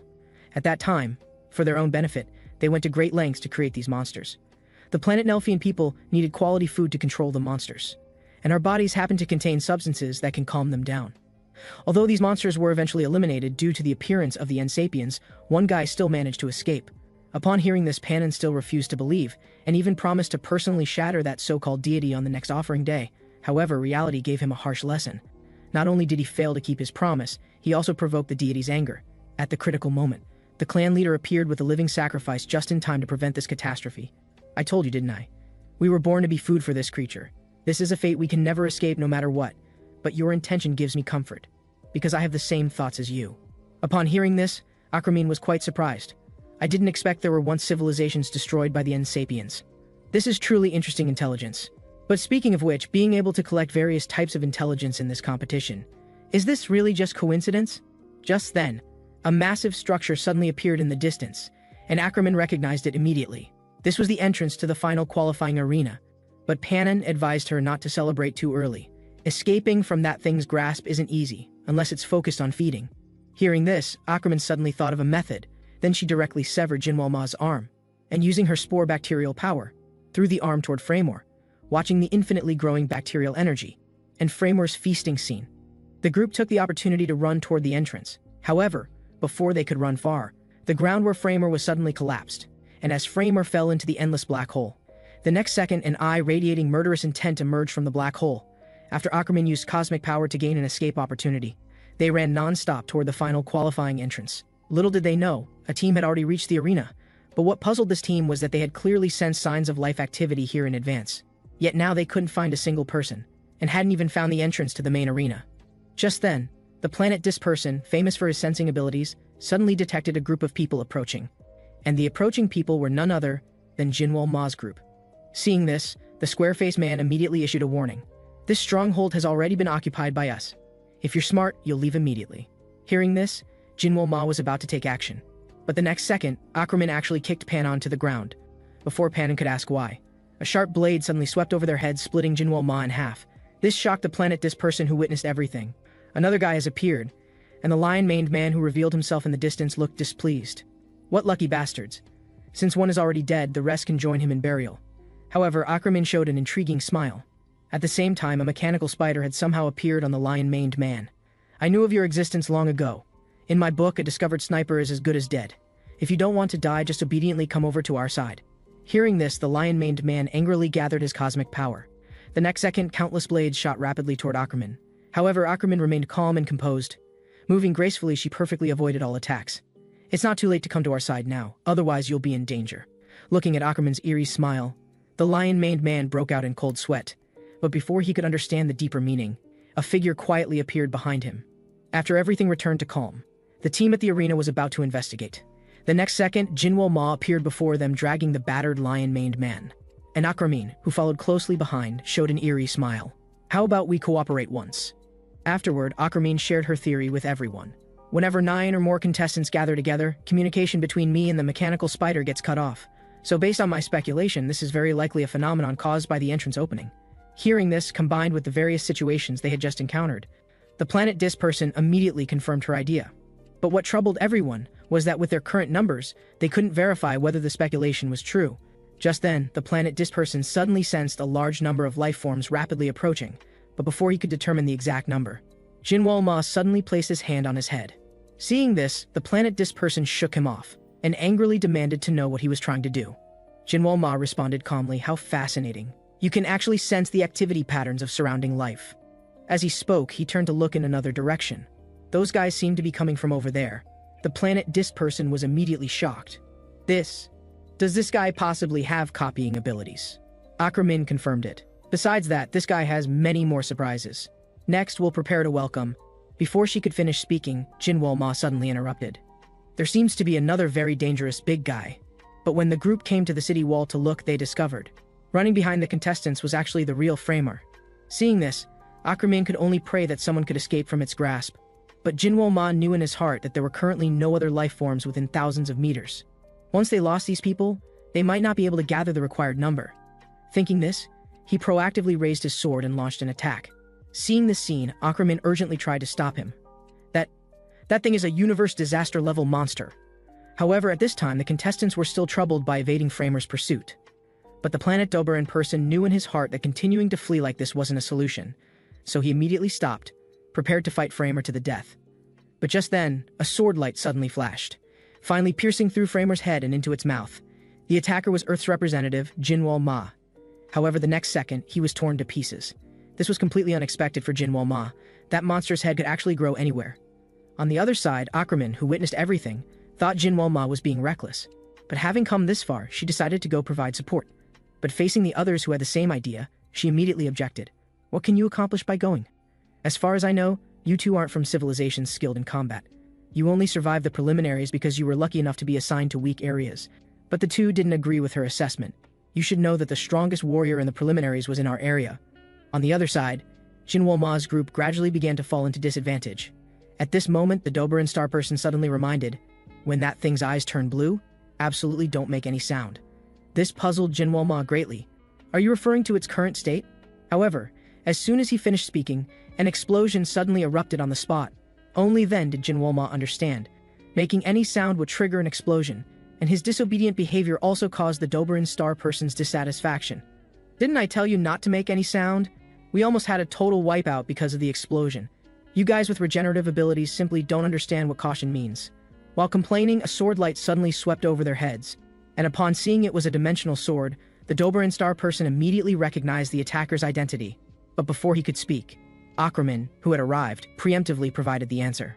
That guy is the representative of the planet Gotti people. It turns out the preliminaries are an event held only for civilizations ranked 500th and above, while those high-tier civilizations within the top 500 automatically qualify for the main competition.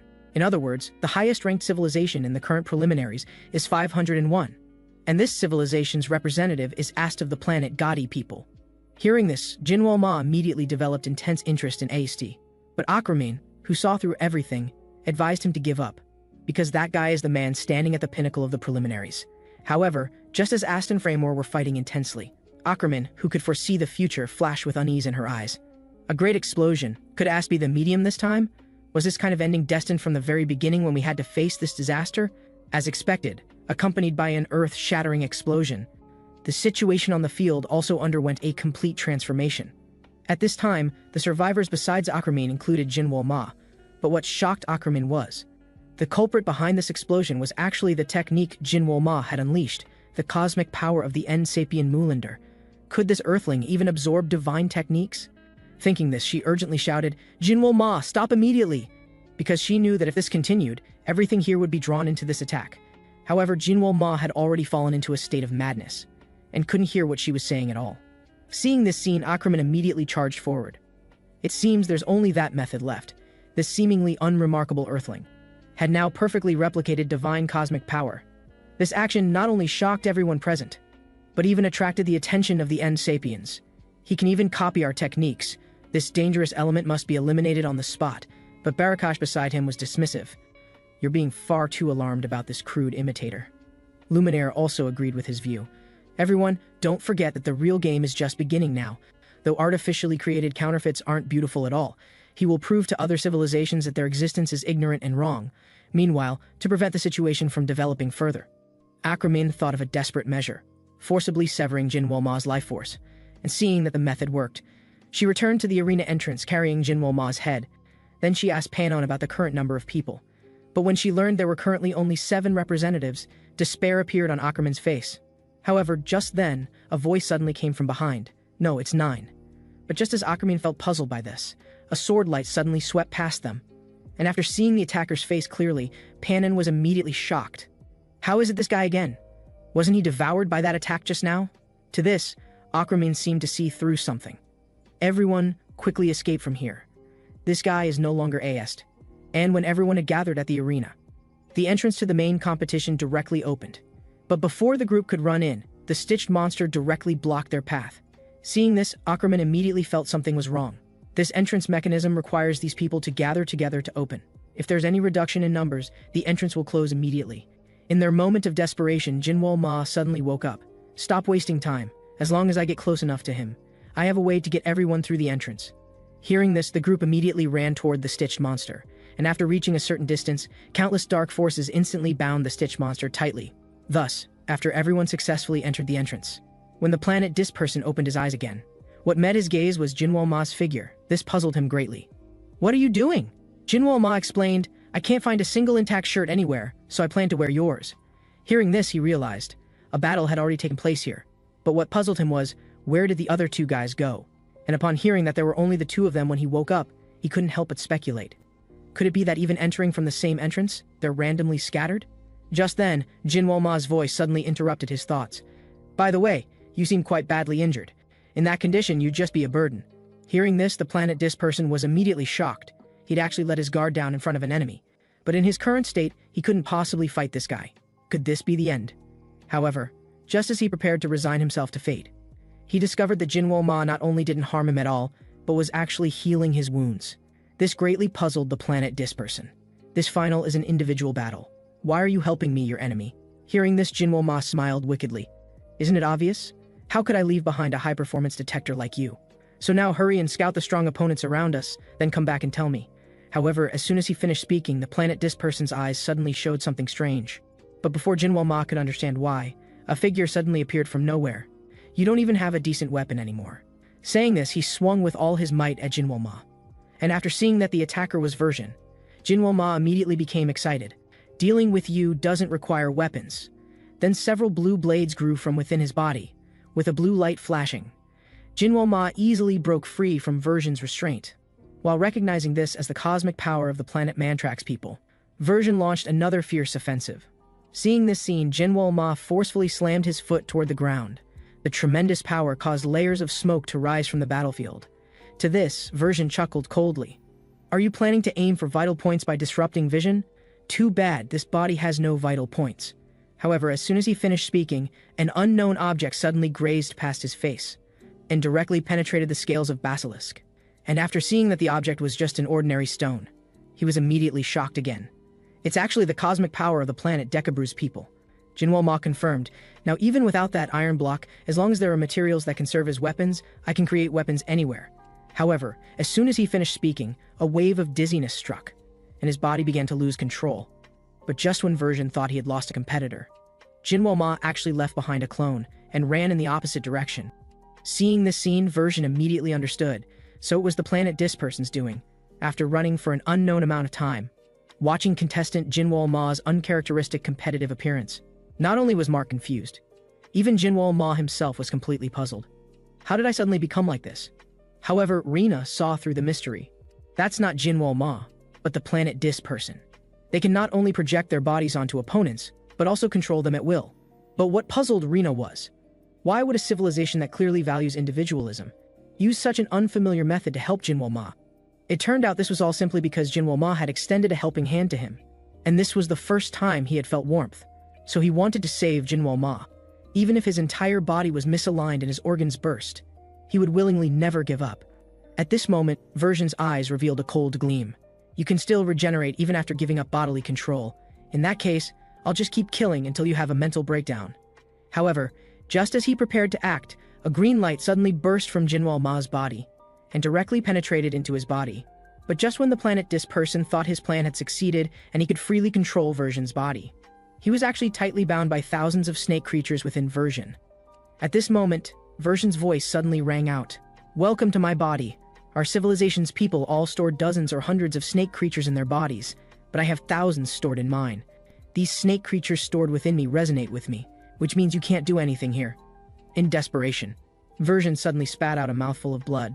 Thus, after escaping Version's body, facing Jinwoo Ma's rescue, the Planet Disc person couldn't help but complain. Do you know how much I suffered inside your body? However, Jinwoo Ma's response was completely unexpected. Thank you for your hard work. From the situation you were fighting in my place, right? Leave the rest to me, just focus on recovering. Hearing this, the Planet Disc person's face immediately turned red with embarrassment. But just as he was about to warn about being careful of Version's hypnosis, Jinwoo Ma had somehow already fallen victim to it. Seeing the scene, the Planet Disc person, who already understood Jinwoo Ma's regeneration principle, immediately severed his head, and the now conscious Jinwoo Ma directly delivered a painful blow to Version. After seeing the severely injured Version flee, Jinwoo Ma remembered the Planet Disc person's detection abilities again. Meanwhile, Panon and Akramin both fell on the battlefield, and the one who defeated them was the stitched monster created by the End Sapiens. It turns out that an hour ago, when Panon regained consciousness, he immediately saw Akramin beside him. But just as he was about to ask something, Akramin hurriedly gestured for him to stay silent. Then she pointed ahead. Upon seeing the stitched monster, Panon broke out in a cold sweat, not expecting this monster to have entered as well. Was it still unconscious? Ackerman confirmed this, suggesting they should take the opportunity to escape quickly. However, before she could finish speaking, an angry roar suddenly came from behind. "You damned bunch actually dare to bring such humiliation to the most dazzling being in the universe. Although I was ambushed by that despicable person before, you won't be so lucky this time. Today, I'm going to eliminate all three of you right here." Upon hearing this, Ackerman immediately understood everything. She then pulled Panon away, dodging the Stitched monster's sudden attack. Fortunately, the Stitched monster didn't pursue them. Instead, it landed its punch on Olmian from planet Rain, ranked 572nd in civilization. Olmian, who took the hit head-on, was furious. "I should have told you already, such methods are useless now. All of you watch carefully. In this state, I'm more dazzling than anyone." Watching such earth-shaking combat, Ackerman suddenly had a question. Could that planet Rain person possibly evolve his ability to the next stage? Ability evolution refers to a realm that only those who can perfectly control their own abilities can reach. But civilizations capable of this level of third-tier evolution are extremely rare. Hearing this, Panon immediately asked if successful evolution would make it possible to defeat that monster. Ackerman immediately denied his idea. That monster's evolution has already transcended our common sense. Although we currently cannot defeat it, I do have a way to escape. With that, she slowly removed her gloves. Then without hesitation, she pressed them against Panon. Just like that, after the mushrooms absorbed all their energy, the Stitched monster left without looking back. Ackerman wasn't surprised by this. She had already figured out that the monster only attacks places with strong energy. Meanwhile, the battle between Jinwoo Ma and Version had reached a white-hot intensity. Version continued his relentless attacks, while not forgetting to use hypnosis techniques on Jinwoo Ma. Fortunately, the planet Disc person kept providing subtle assistance from the side. This allowed him to maintain his consciousness time and again. But after being knocked away for the umpteenth time, his face revealed an intriguing smile. "I didn't expect this guy to be even more troublesome than I imagined." Hearing this, the Disc planet person couldn't help but complain. "Is now the time for admiration? You're currently that guy's primary target. Unless one of you two dies, this battle will never stop. So we must find a way to escape quickly." Just then, Version suddenly spoke. "It seems I overestimated you. You no longer have any value for continued hunting. Originally, I had some expectations for your abilities, but now it seems you can only use one ability at a time." With that, he unleashed his full power in a deadly strike. At that moment, Jinwoo Ma suddenly realized something. He then experimentally wielded the cosmic power of both the planet Decabru's people and the planet Mantrax people. This left the Disc planet person, who witnessed the entire process, shocked, to actually fuse the abilities of two civilizations. This level of controllability has probably reached 5th-tier civilization standards. No, it should be said this is already the work of gods, and Version was shattered to pieces by his single move. Is this guy really an Earthling? Is it possible for someone from a lower civilization to become this strong so quickly? Thinking this, looking at Version still writhing, the Disc planet person urgently reminded, "Earthling, quickly go destroy that guy. If you let him escape, he'll definitely come back later." But compared to this defeated opponent, Jinwoo Ma was more interested in whether there were stronger opponents around. Hearing this, the Disc planet person immediately expressed dissatisfaction. "Are you really treating me like a detector?" Jinwoo Ma didn't respond, instead giving him another round of praise. "After seeing your abilities, I finally know just how amazing you really are." Upon hearing this, the Disc planet person not only felt delighted inside, but even boasted that if he put his mind to it, his detection range could expand by another 2 times. Meanwhile, Panon, having recovered his abilities, immediately expressed dissatisfaction with Ackerman's actions. While apologizing, Ackerman also expressed helplessness. "Don't you know how urgent the situation was just then?" This left Panon stunned. Although that action made him very uncomfortable, thinking carefully, what she said wasn't unreasonable. If this woman hadn't stepped forward just now, perhaps. However, before he could finish thinking, a loud crash instantly pulled him back to reality. But after seeing the blue blade in the attacker's hand clearly, Ackerman immediately recognized it as the cosmic power of the Decabru's people. After several more rounds of combat, after fully facing off with the opponent, Ackerman immediately stopped her actions. "Earthling, what are you doing?" Seeing this, Jinwoo Ma showed a disappointed expression. "I didn't expect it to be you, Mushroom Head." After the misunderstanding was cleared up, Ackerman told him everything about their experience. But this only earned her a round of mockery from Jinwoo Ma. "A mere stitched monster scared you into playing dead. It really takes me being here to handle things." With that, he chased off in the direction the stitched monster had gone. This made Ackerman complain. "I originally planned to set off later, but because of this single-celled Earthling, there's no way to follow the plan now." As several people followed, Ackerman learned another shocking piece of news from the Disc planet person. "Is what you're saying true? Did he really use 2 abilities simultaneously?" Although there are civilizations among 3rd-tier civilizations that can use more than 2 abilities, being able to use multiple abilities simultaneously without any restrictions is simply not something 3rd-tier civilizations can achieve. Thinking of this, she couldn't help but wonder, where exactly does this Earthling's power come from? Time passed, no one knows how long. Seeing no sign of anyone, Jinwoo Ma immediately questioned, "Are you really detecting seriously?" The displanet person also confirmed somewhat irritably, although no life signs were detected. Judging from the traces, an extremely brutal battle definitely occurred here. Just then, a figure suddenly landed beside them. But before the newcomer could react, Panon immediately used dark power to bind him tightly. Ackerman recognized the newcomer at first glance. It was Genofi from planet Retai, ranked 610th in civilization.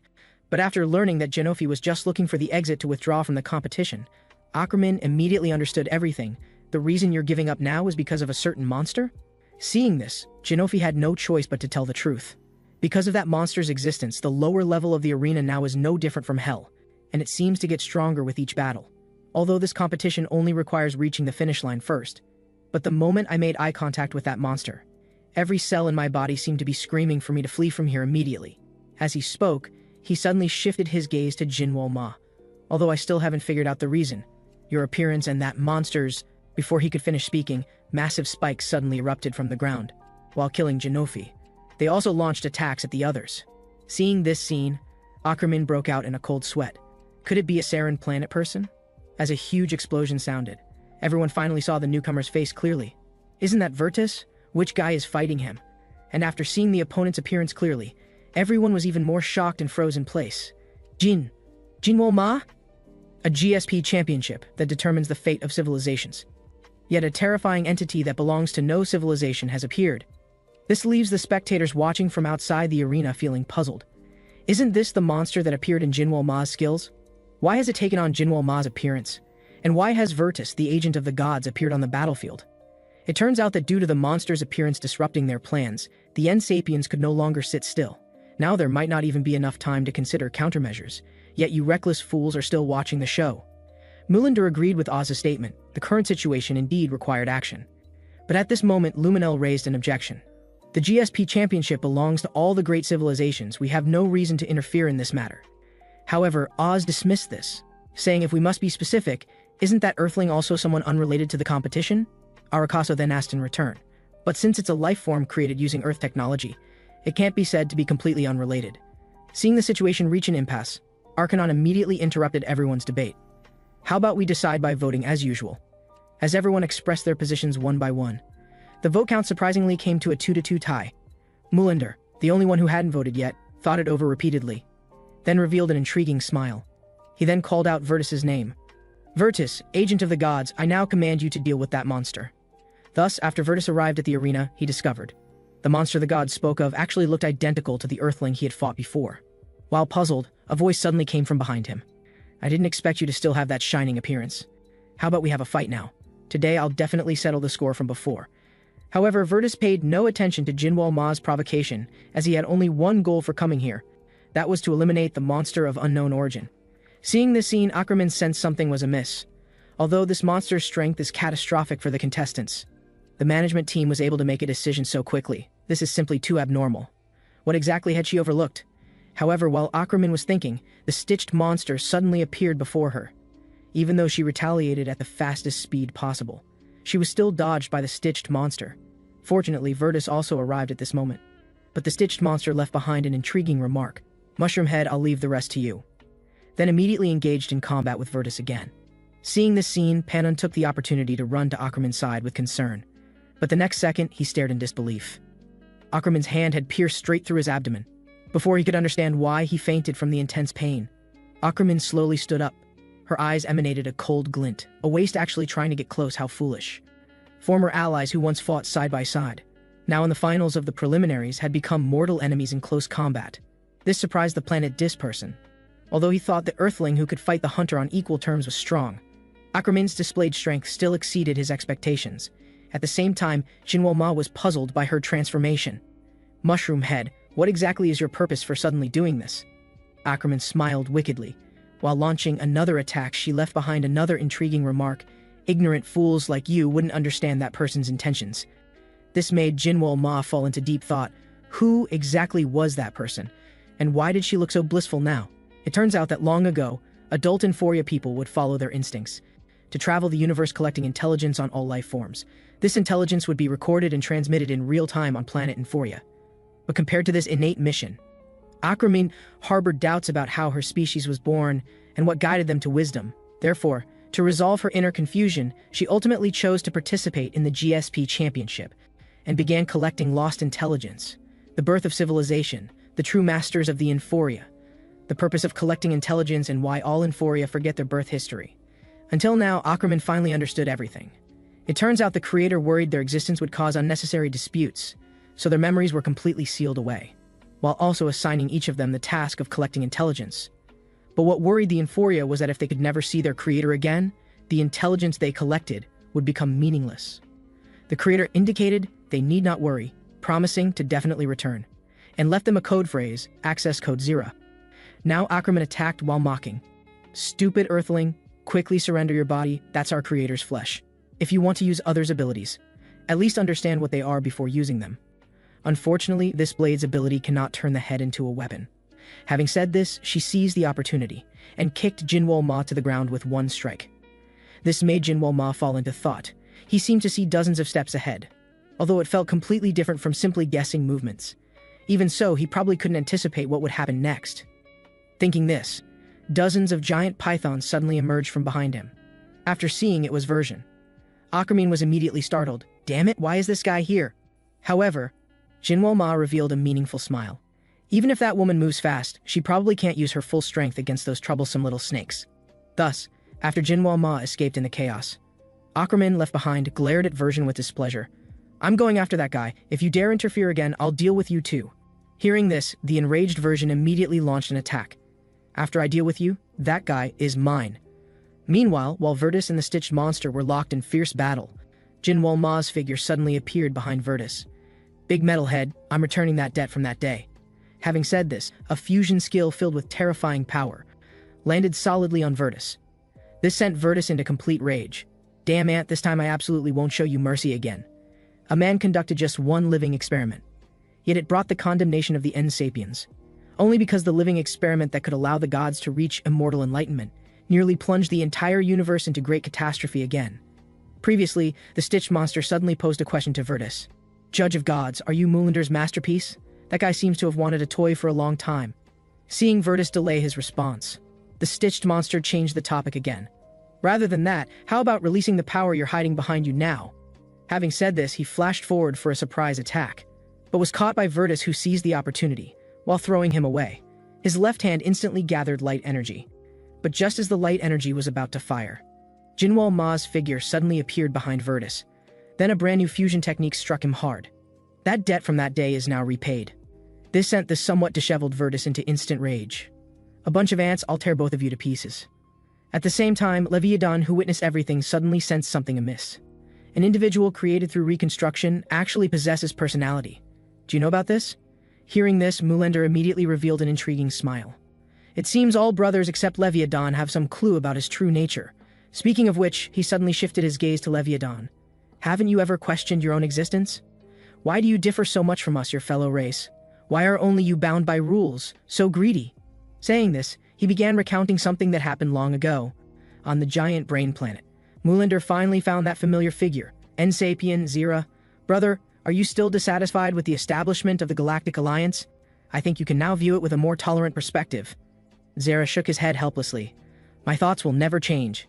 Cosmic beings have always evolved continuously for survival, so protecting these civilizations with an alliance fence means they won't understand the necessity of evolution. Saying this, he pointed to somewhere in the giant brain. Those civilizations have worked on the collective of knowledge for decades, but false peace has made them complacent, even weaker than before. This is exactly what I most feared would happen. If in the distant future we don't reach immortality, won't we just watch helplessly as the universe regresses countless times? Speaking of this, a hopeful light suddenly gleamed in his eyes. But now there's no need to worry, I've planned everything. But when the plan was actually implemented, it faced condemnation from everyone. Is this your so-called plan? You actually used other civilizations for living experiments. Zira scoffed at this. We're about to reach the immortal realm. The key to immortality lies within an ancient creature named Fremor. Once we unlock this secret, we'll no longer be false gods, but become true gods ruling over all. Mulander immediately drew his sword. This ends here, brother. That so-called immortality is pure sophistry. The planet Nelfian people you corrupted for experiments are trying to abuse their authority to attack the Alliance. Don't you realize this will plunge the entire universe into great catastrophe again? Zira smiled wickedly. That would be the perfect ending. I told you the universe evolves in crisis. Since the Cosmic War ended, I've been anticipating this day, now finally reaching incomplete immortality. Speaking of which, his hand suddenly gathered black energy. While slowly devouring himself, he left behind a meaningful message. Brothers, I will definitely return, and I'll wait for you at the summit. Hearing this, no one thought he was joking, because besides his evil thoughts still remaining here. After reconstruction, his data was also transmitted through the giant brain to somewhere in the universe. This made Mulender worry, meaning that guy is still alive. He will definitely stand before everyone again with so-called immortal power. Now Panin finally woke up from unconsciousness. Seeing this, the planet disc person quickly ran to his side. Pull yourself together, Panin, it's too dangerous here, let's leave quickly. While confused, a giant python's corpse suddenly crashed in front of him. When he looked up, he discovered Ackerman and Version were engaged in fierce battle. But compared to this, the disc person had something more worrying. That was the destructive energy he had detected in advance. The God's Enforcer released just one skill, instantly raising the entire space's temperature to 3,500 degrees. Yet the Earthling from a lower civilization not only didn't die, but healed at a visible rate. You perishable ones dare call yourselves gods? After Virtus was completely enraged by Jinwal Ma, he recklessly released his strongest attack, Photon Hell. Looking at the Earthling burned down to white bones, Virtus smiled smugly. This skill can unconditionally maintain the temperature of the space dozens of kilometers around me at 30,500 degrees. At such high temperatures, not only life forms, but even the oxygen you Earthlings need will burn completely. So regret your arrogance forever. Saying this, a figure suddenly attacked from behind. Fortunately, Virtus had sensed it early, while punching the stitched monster back. He also showed a surprised expression, actually able to move within Photon Hell's space. Indeed, the gods had a reason for sending me here. Hearing this, the stitched monster scoffed. They're just a bunch of perishables, yet dare claim to be gods? But as soon as he finished speaking, Virtus instantly struck with his fist. Just a moving maggot who gave you the courage to blaspheme the gods. The stitched monster first broke free from control, then revealed the secret behind the Photon Hell skill. Archipos Constraint is power that mixes several abilities that violate natural laws. Although very powerful, once activated, the caster is subject to corresponding constraints.